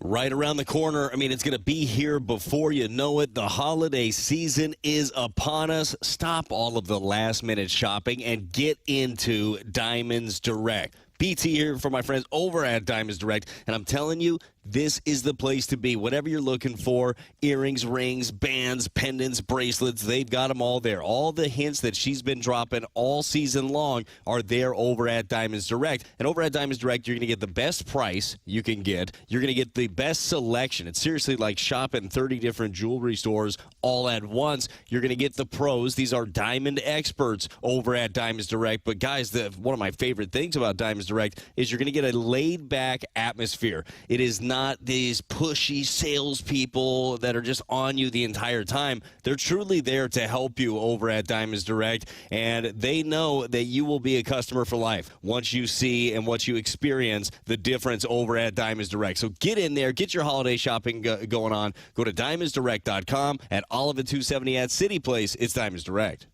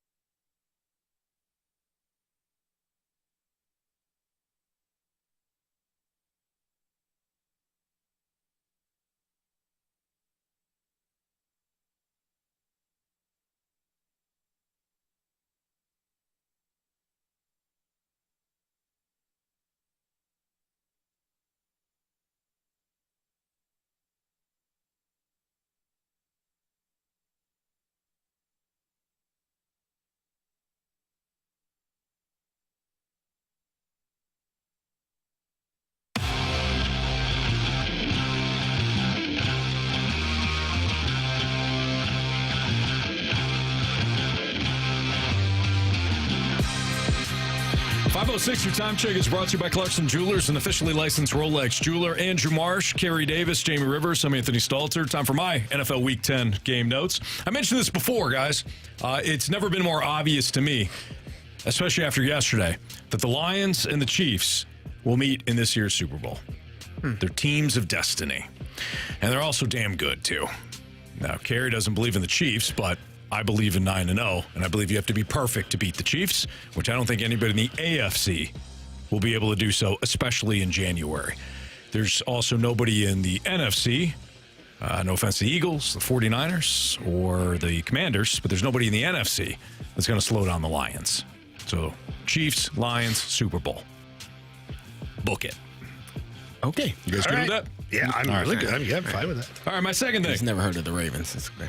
Oh, I've heard of them. Okay. I backed them in last year's AFC title game. Didn't work out? No, it didn't. Didn't at all. All right, my second thing. Sound running game plus a defense. That's a young quarterback's true best friend. We saw that yesterday in Germany. I don't think that Bryce Young suddenly has turned the corner. I don't think suddenly he's turned into an excellent quarterback, but he looked decent yesterday with limited talent around him in Germany because his defense played well against, albeit one of the worst quarterbacks in the league in Daniel Jones. And Chuba Hubbard had himself a great game. Sound running game, solid defense. All of a sudden, the young QB doesn't look too bad. It's not about giving him as many wide receivers as humanly possible. Bears. You know what I mean? I'm trying to figure out how Chuba Hubbard is having the success that he's having, knowing that they are unable to pass the ball in the way that most teams need to have a successful running game. They're probably going to hand it off to Hubbard. More than likely. He had the most carries he's ever had and the most yards he's had in the game. And that's after getting paid his contract extension. He played a great game. And he did. That's the recipe. If you want to make it easier on your young quarterback so he doesn't have to make all of the decisions, give him a running game. Allow the offensive line, the big fellas up front, to do what they need to do and run the ball. Yeah. And then make easy throws on third down, second down and short. Martin says the Stalter lock equals neither team are making the Super Bowl. Hey. You know what? That hurts. Martin. That hurts. He might not be wrong. What? These two teams are definitely making it. All right, you can also book this. The Bucs will catch and surpass the Falcons for the NFC South crown. Stop it. Carey had me believing last week that I needed to believe in my team. Yesterday's a perfect example of what happens when you believe. What happened? You lose to the Saints, who also resemble a corpse. That Saints team depleted. They stink. Guy who caught 2 touchdowns yesterday wasn't even on the damn team 2 weeks ago. And yet, they beat my Falcons. Why? Because Carey's over there talking about how I need to believe. Well, believe in that. I don't know that they can catch the Falcons. That was terrible. The Bucs? Yeah. The Bucs play with more heart in their left pinky than the Falcons do on their entire team. They played their butt off yesterday. Did you see Baker Mayfield? That was amazing. Stiff arm and Nick Bosa. Oh, that was and then making insane. Throwing a strike to Rashad White. That was beautiful. Did you see Baker's that? a player, man. Yeah. Oh, of course I saw it. Bosa locked it. He is arm wrestling with Nick Bosa. And he makes a nice completion. Boom. Man. Kirky Cousins, meanwhile, takes forever on the last play of the game just to throw it sideways. What was that? What was that? I said, what the hell are you doing? He's got no timeouts. What are you doing? He's got no Why'd you throw it timeouts. there? Because that's Kirky. He panicked. Check down Kirky. He panicked. He panicked. Like the Colts game, or not the Colts, the Giants game 2 years ago in the playoffs. He panicked. Justin Jefferson's double teamed. I throw it to him all the time, even when he's double teamed. Not today. But not. TJ Hawkinson, 3 yards. He's got to pick up 15 with a defender in front of him. What the hell was that? If he wanted it, Anthony, he'd have got it. Yeah, he should have. He should have played harder. Kirk wanted it. TJ Hawkinson didn't. Anyways. He didn't want it bad enough. Yeah, Tampa Bay. But Jamie was right the entire season. The Tampa Bay Buccaneers are going to win the NFC South. There's no doubt about it. They'll erase this two-game deficit. They got a lot of work to do. They'll get ahead of the Falcons. They're a better team, I think, but they got a lot of work to do. Falcons ain't going to Denver to beat the Broncos next week or this Sunday. Look at the Falcons schedule. If you lose to the Saints, you can lose to anybody. Tampa Bay, NFC South crown, Chiefs, Lions, Super Bowl. Boom. Roasted. Hey, this Friday is the 3rd annual TMA Trivia Night at St. Gabe's. Purchase single tickets, tables of 8 or anything in between to participate in a night of trivia hosted by The Morning After. Tickets include food from Heavy Smoke Barbecue and adult beverages from Show Me Beverages while supplies last. A portion of proceeds from the night will go to support St. Gabe's. Get all the ticket details for the TMA Trivia Night happening this Friday right now at 101ESPN.com. If you've got a Blues-related question, send it in now because we're going to do our Blues cues. And, yeah, we will force Jamie to answer them. He may dodge them. Why? You're a hockey god and Carey's the hockey guy. We got all the answers. Yeah, very true. But I only know trivia, and Carey only knows when they win. Well, these would be questions. Okay. We'll see if we can help you out. All righty. You know what, though, Jamie? Here's the thing. What? Here's the thing. What? When it comes to you, you have some of the best spin rate ever, so you'll be fine. Blues Cues next on 101 ESPN.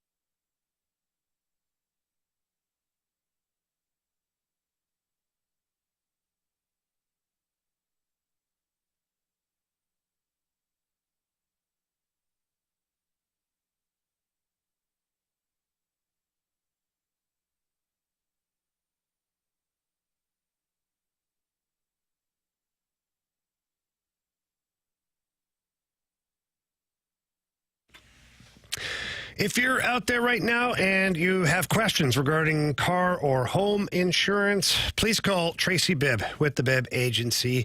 They work alongside Allstate Insurance, and you're going to get that personal attention that you require. And what I mean by that is right now, currently, you have an insurance provider that's a 1-800 number. You're going to call there, you're going to talk to somebody that you've never talked to before, and you're going to have to give them all sorts of information. They have to find your file. Maybe they'll pass you on to another person. And that's not always ideal. If something happens, you need to talk to somebody quickly, then you need to phone someone who knows you, knows your family, knows what your policies are, can get in touch with you right away. And that's the Bibb Agency. They've been doing it for years. I've been working with the Bibb Agency for a number of years now, and I absolutely love it.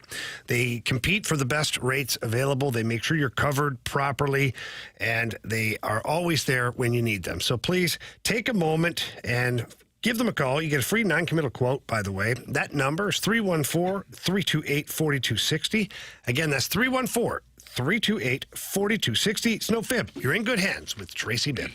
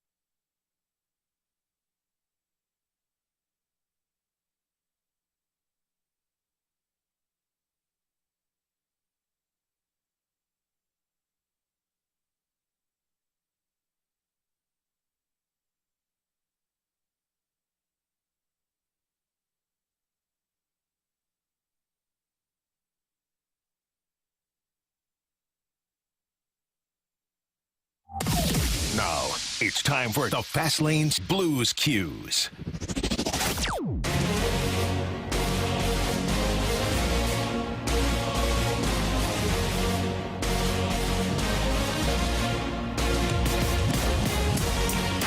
That's right, time for some Blues Cues here in the Fast Lane on 101 ESPN. If you have a Blues-related question, you can send it into the Air Comfort Service text line at 314-399-9646 with Carey Davis and Jamie Rivers. I'm Anthony Stalter. Here's Andrew Marsh. All right, let's start off with the 309. Anthony, why do you even like the Falcons anymore? Dion is long gone. Oh, wait, that's not a Blues question. No.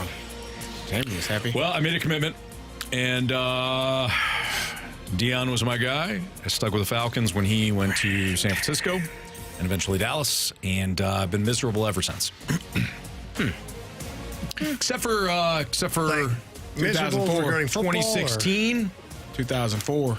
2011, 2010, 2004, when my guy CD was part of that team. Went to the NFC Championship game.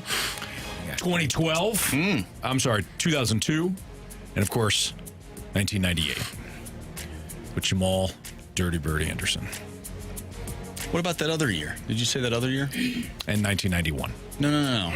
I said 2016. You did? Okay. Yeah, Was it 16 or 17? It was 16. Oh, okay. 16 Super Bowl. Or 17 Super Bowl, 16 season.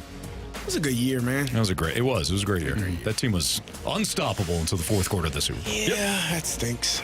All righty. Let's get to Grant Francis Fan Club. Am I wrong to believe that Jordan Kyrou no longer projects to be a first-line winger on a contending team? But it's tough to tell right now because the team hasn't been a contender since he's been a first-line guy. And I don't correlate that directly to Jordan Kyrou. I mean, 2 years ago, you went into retool mode when Jordan Kyrou, I believe, had 70-some points. So you score 70-plus points, to me, you have an opportunity to be a top-line guy. But the problem is your team wasn't a contender because you got rid of you. Army smartly moved on from free agents and Tarasenko, O'Reilly, and all those other guys. So I think it's to be determined. You know, the team, for me, has to get to contender status. And then where does Jordan Kyrou fall within that group? Is he a first-line guy? Is he a second-line guy? Can't be a third-line guy making $8 million a year. So I think it's to be determined over the next couple of years. We'll find out. Speaking of moving on from people from the 618, will the Blues trade Braden Shen at the deadline, making the second captain traded by the Blues in the last 2 years? Why are we trading Braden Shen right now? Just out of curiosity. We're trying to get a return that we think is astronomical. Like, I'm not being a jerk. I'm trying to understand the strategy behind it, because if the team is, middling and Braden Shen is a middle six forward or a third line center on a contending team, what are people giving up for that? And if you're the Blues and you're in this retool, why would you move on from your captain? It's not like O'Reilly was an unrestricted free agent to be. Alex Pietrangelo was a free agent and walked. David Backes, who was your captain, he was a free agent and left via free agency. So I don't know. I wouldn't be looking to trade Braden Shen anytime soon. Let's be honest, he might be your only toughness on some nights. So, from the 314, except for P.O. Joseph. Yeah, good for the kid, man. He did great. 314 wants to know, why are we harder on the Cardinals when they suck more so than the Blues? Guys, you can help out with this one. I don't. Yeah, I'm trying to think. We've heard this before, and I'm trying. Let me try to be fair here. I think with the Cardinals there has been more pent up frustration. So I don't think it's just about the product on the field. I think it's the off seasons.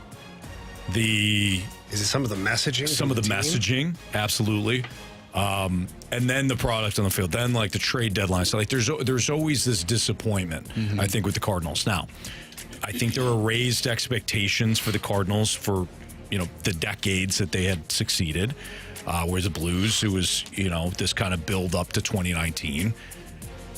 But I think that it's more or less that pent up frustration. I don't get that pent up frustration with the Blues. I don't know why that's the case. It might be completely unfair, but I just think that the Cardinals have almost this smugness to them. Yeah, without I think it's the Cardinals' without fault. the production. I do too. Well, I think it's the Cardinals' fault that we don't get as angry with the Blues. We're tuckered out by the time we get to hockey season. It's a good call too. It's a real good call. We're so Carey. damn tired of fussing. Yeah. By the time October gets here, hockey season? Let me ask you this: do you think people get more upset with the Cardinals because the ownership has what is perceived to be more money, bigger, deeper pockets? Because the Blues have a ownership group. They've got a number of different owners that have a percentage of the team, whereas the DeWitt family own it outright. Yeah. Bought it for pennies, and now it's worth billion. Sure. So do they think the fans get angry at that because they view the Cardinals as you're way more able to go get high-priced players, and there's no salary cap? I think that's a key too. The Blues, when they spend, so they have the salary cap, but the Blues typically always spend to the cap. Right near it. Yep. So there's not that same, there's not the perception of you're not doing everything you can with the Blues. It's like, hey, you're spending the cap now. They don't always spend wisely. the contracts that are given out or not given out, that's open for discussion. We have discussed that. But with the Cardinals, Jamie, I think you nailed it. There's the perception of you're not doing absolutely everything that you can to put a good product, to put the best product on the field as you can. Almost seems like there's the reins are held back with the Cardinals. Rick James says the Blues have had postseason success in this past decade. Well, that's it too. Well, it's not wrong. He ain't wrong. I wonder how long that will last. You win a Stanley Cup, you get time. You do get some time. You win a championship, you get some time. You go to the playoffs and lose 2 straight games and stink the following year and don't make it a year after that. People become... The frustration starts to grow. Yeah. I do think if the Blues do miss the playoffs this year, like that frustration might start inching closer to where it is with the Cardinals. It depends. It depends on what it looks like, right? Like if the Blues miss the playoffs where the last month of the season is irrelevant, then yes, frustration should be there. If the Blues are, 7 days left in the season and they're still kind of in it and they barely miss, I don't know if the frustration will be there. You can just look at it and say, look at how much time some of your best players missed. Well, and how young you are now, too. I agree with you, but I do think that if you are that close to a playoff spot, we go back to last year, who are you losing games to? You're losing games to not good teams.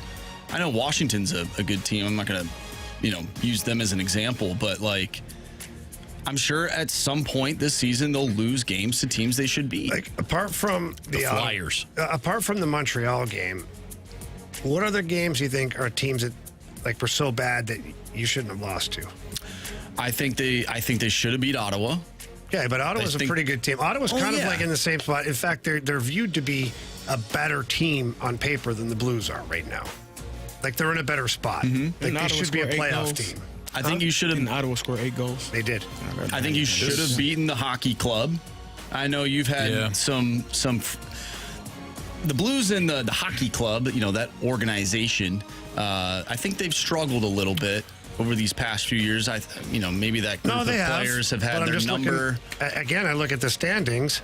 And the hockey club was tied with you in points going into that game. So I guess what I'm trying to say is... Maybe I just had more faith in this team than I should. I'll say Montreal. Well, I think that's the only team, to Jamie's point, and Utah. But Utah was tied with you in points when you had that game against them. I'm looking at the odds. I think they have a better team than them, though. I think the Blue... Without they Thomas, should. without Broberg, without Letty, they have a better team? I'm just saying. All right, so I guess what I'm trying to do is debunk a little bit of the losing to the lesser opponent. Last year, it was a thing. For sure. 100%. I haven't seen that yet this year. Do they have a couple of bad losses? Yeah, they do. But it wasn't to the San Jose Sharks, no offense, or the Columbus Blue Jackets, or the Chicago Blackhawks. You know what I mean? No offense taken, by the way. To Jamie's point, so when they lost to Vegas, they're an underdog. They lost to Minnesota, they're an underdog. They lost to Winnipeg, they're an underdog. They lost to Montreal, they're a favorite. At Ottawa, pretty big underdog. At Philadelphia, decent size underdog. Even Utah, you were even odds. And Washington, you're an underdog. Okay, then let's get rid of that. Let's talk about the fact that they've gone, 2 games without giving up a lead, or the fact that their power play is not good. This is a reoccurring thing. You're right about that. It is, and it's annoying. It's annoying as a fan. Totally agree. Marshy. If that continues to look like that throughout the season, I think the frustration level is going to ramp up. Sure. I don't know if it'll eclipse what it is for the Cardinals, but I think it'll be closer. I think that's fair. No, I don't know why you have to yell at us, but I think that's fair. He said he's frustrated. I'm frustrated. Thank you, Jamie. I told you a couple of weeks ago. No, I don't want to hear it, Carey. Just stay even keel. Sometimes you give up 8, sometimes you get 8. Marshy? No, see, I still don't. I didn't like it when you said it then. I don't like it now. Sometimes you give up 8 goals, and eventually you'll get 8 goals, right, Jamie? Goals, yeah. Yeah. Don't like it. Sometimes is once every year, maybe, not twice in a span of a month. That just means we got 2 times coming here in the next month. Okay. Every day this week, we have your shot to score a pair of tickets to this year's musical awards at Stiefel Theater on September on Saturday, November 23rd.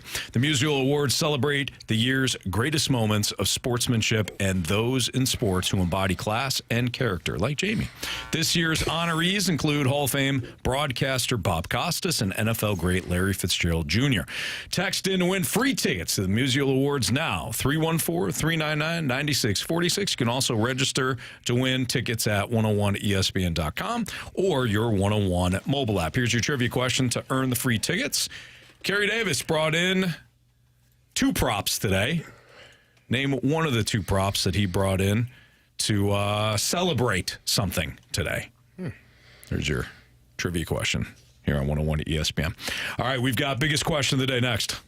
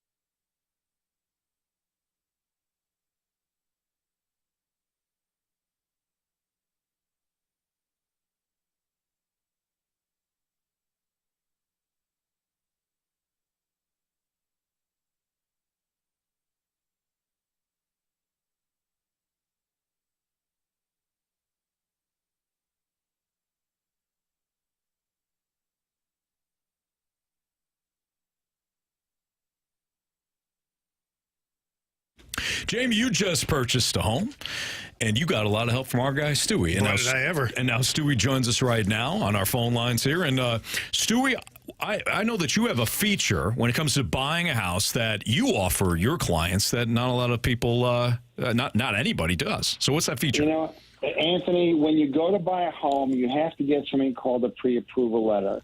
Now, in order to get a pre-approval letter, you contact your lender, and they go ahead and take your application, and then after looking at a couple things, they will give you that letter. Now, let's say you're approved for $500,000. What happens if you want to borrow or buy a house for $505,000? You got to call that lender back and get an updated letter. Let's say he's in Mexico or he's in Canada or who knows where he's at. You have to chase him down.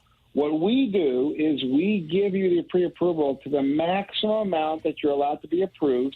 We allow you to generate the pre-approval letter yourself. You don't have to chase us.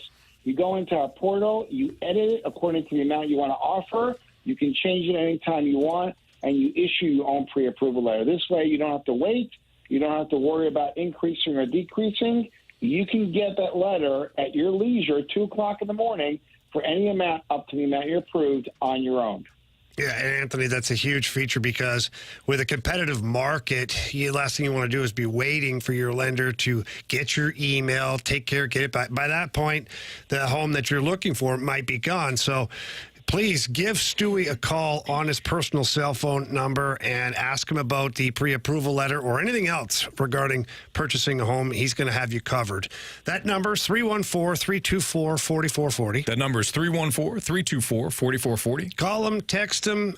He's our guy. He needs to be your guy. And if you can't remember that number, Anthony, what can you do? You can always Google the Bagel Loan. Thanks, Stewie. Have a good night, guys. NMLS number 226715.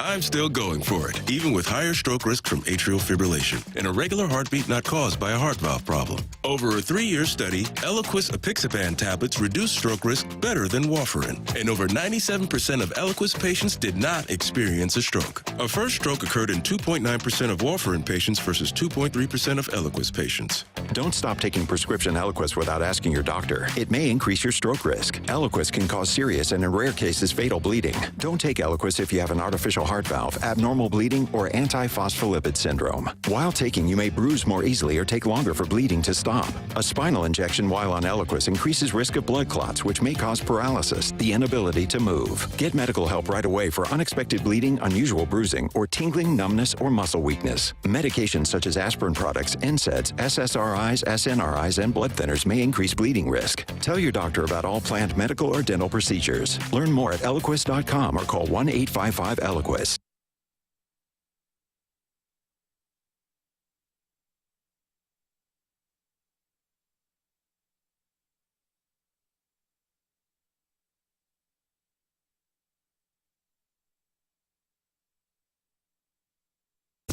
Progressive Insurance offers a great price and round-the-clock protection when bundling home and auto. It's one of those rare times where you could save money and get something great. Bundle today at Progressive.com. That's Progressive.com.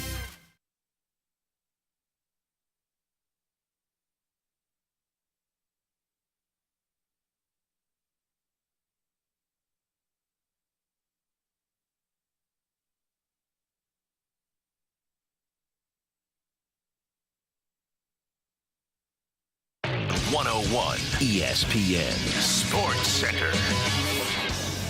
I'm Andrew Marsh. It's time for a Sports Center update brought to you by Saliga Heating and Cooling. The Blues lost to the Washington Capitals over the weekend by a final score of 8-1. We talked about that loss with our Blues insider from The Athletic, Jeremy Rutherford. If you missed that interview or anything from today's show, make sure you go to 101ESPN.com or check out the free 101 Schaefer Door Company mobile app.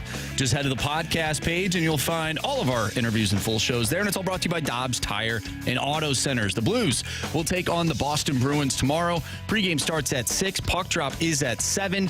And tonight, you can listen to Monday Night Football as the Rams will take on the Dolphins. Pregame starts at 6:30. We have our biggest question of the day coming up next. I'm Andrew Marsh, and the Sports Center update is brought to you by Saliga Heating and Cooling, an independent American Standard heating and air conditioning dealer.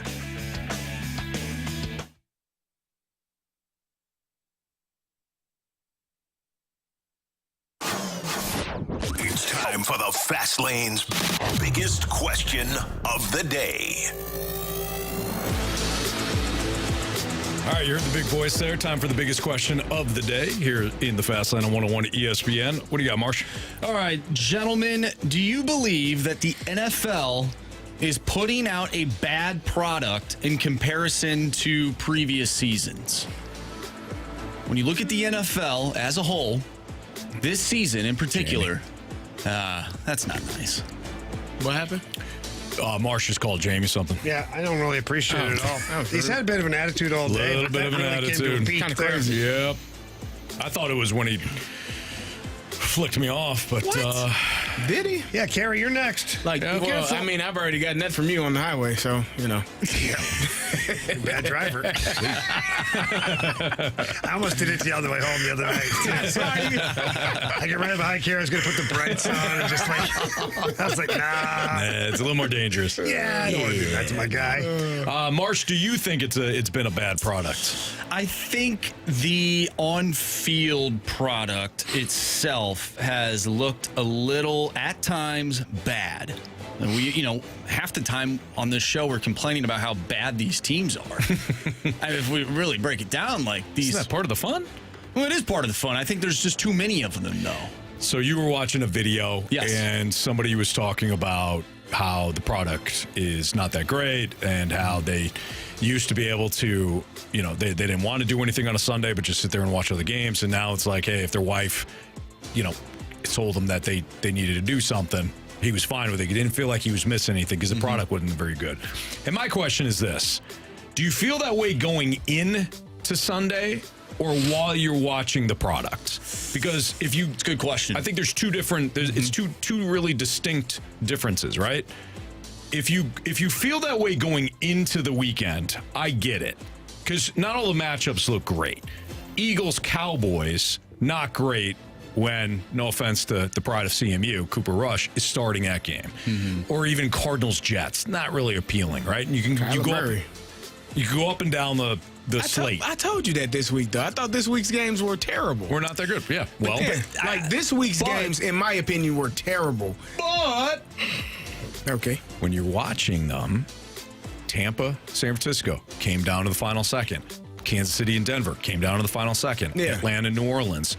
Falcons decided to gift the Saints a win. You had to get into the game in order to get to the end of the game. That's my question. I don't know. Some bad ball. That's like saying, well, I'm not watch this NBA game. I'll wait till the final minute because usually that's when everything happens. It takes like 25 minutes, too, to play. That's true. But I feel like you don't really miss anything when you're watching it. Like in the NFL, I feel like if you start at half, like if you start in the third quarter, you're like, whoa, what happened? What happened here? How did I miss this? It just hit me.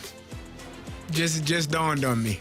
That's why people complain about the last minute of the game so much. They didn't watch the whole game. They're just watching the final drive. He got hit in the face. Where's the penalty? You didn't see that fumble in the second quarter? They scooped and scored, and they scored. Like, they're trying to call a penalty. They're not watching the whole game. What are you trying to say? I think I said what I said. You're attacking right now. Nobody. He was talking. People. He was talking about me. I'm talking about people. He was Marsh was specifically complaining about that the other night. And you know that. You know he was complaining about that the Bengals. I know team. Marshy watches the entire game. Yeah. I mean, I would like to think so with all the damn TVs in the basement that we have set up.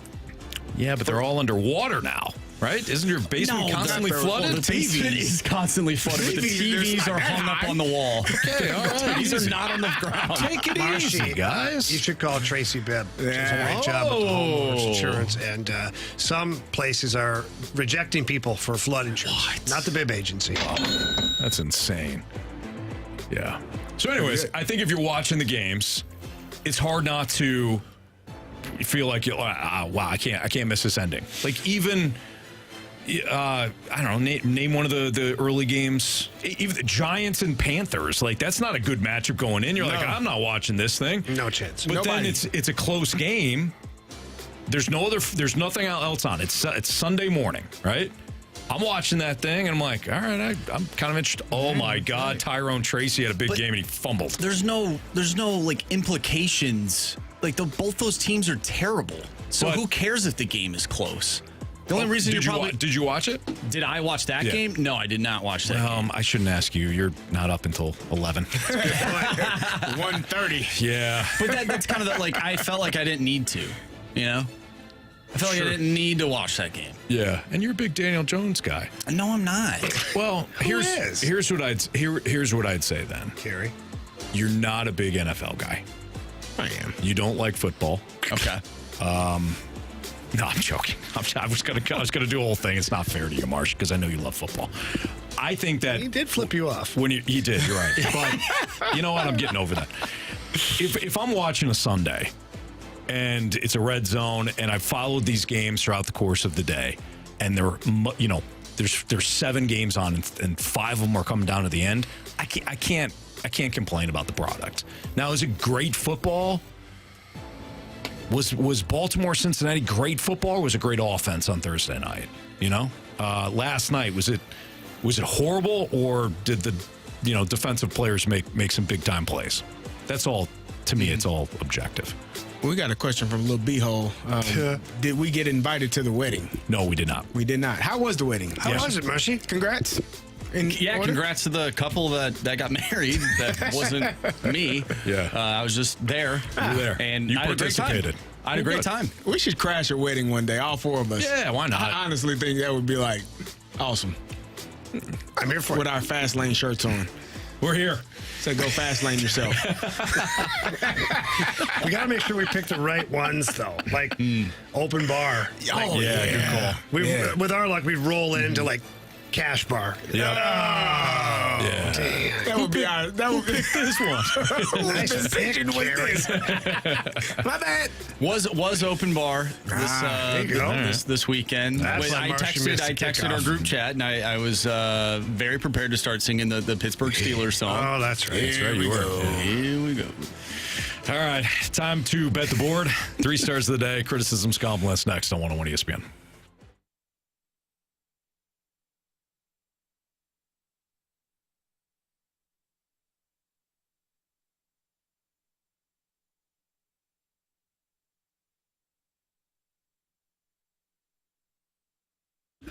With over 2 decades of family ownership and operation, my friends over at E&B Granite, they are St. Louis's trusted name when it comes to renovations with your kitchen, your bathroom, or your outdoor living space. They offer an extensive selection of custom countertops. They've got great flooring. They've got lots of different styles for people, different colors, patterns, all that stuff. They have great stuff over at E&B Granite. And best way to do it, quite honestly, is to see them in person. They're located at 6135 Manchester Avenue. And the reason I say to get there in person is because they have all the countertops in back. And it's not just little sample sizes. The actual countertops are in the back, so you can see different patterns. You can see how the light hits certain things. It really does help when you're sitting there looking to pick out what you're going to put in either your kitchen, your bathroom, or your outdoor living space. The in-house design staff is fantastic. They help me tremendously with the renovation of my kitchen, and they will be helping me very soon with the outdoor kitchen. They're awesome people, and they got great products. So please stop by and see them, or give them a call. Their number is 314-645-9300. Again, that number is 314-645-9300, and you can always visit them at enbgranite.com.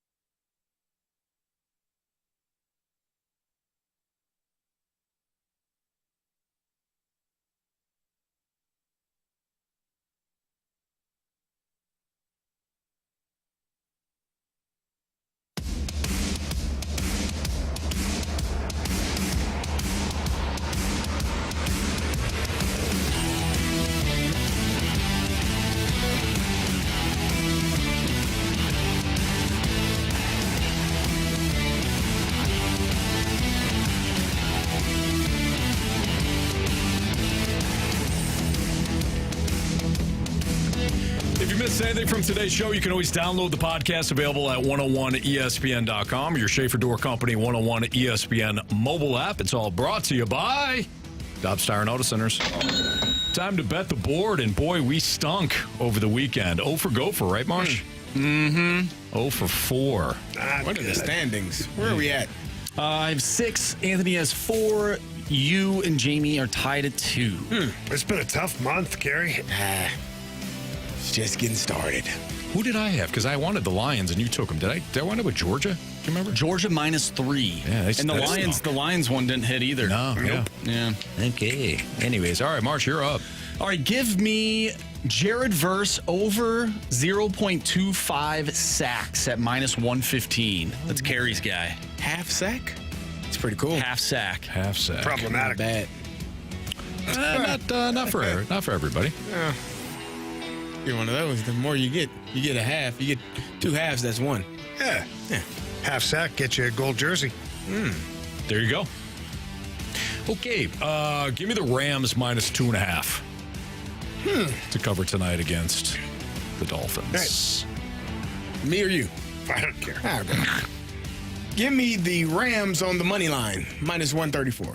Wow. There you go. You didn't see that? And give me Tua and Stafford to combine for over 120 yards. That's -20. And give me a Puka +15 yards in the first quarter. And Devon Achane +50 yards rushing the entire game, -144. Read that second one. Stafford and Tua to combine for 100 and something yards. 500 yards. 500. That makes more sense. Did I say 100? Did I say 100? You did. Oh, sorry. 500. I'm like, -120. Hang on. Flag on the play. Where did you see that? 500. Okay, that makes Combined more over sense. 500. All right. Well, wow. Give me the LA Kings on the money line against the Calgary Flames. -130. I like that play. Yes. I looked at that as well. Yes, you did. Yeah. All right. There you have it. March, what do we got for criticisms and compliments? The 636 texted in saying, I would gladly have you guys crash my wedding. Hey, all Get right. married. Let's do it. Yeah, we're in. Marshy won't invite us, but you will. Darn right you will. Hey, when I get married, you guys are invited. There we go. Thank you. Finally. All right. Finally, we're invited. Groomsmen, right? Yes. At least you guys will be ushers. Yeah, that's fine. You guys will usher in a new era for Marshy Marsh. There you go. Yeah. You know what? We'd be happy to. Absolutely. Here's the thing, though, Anthony. Yeah.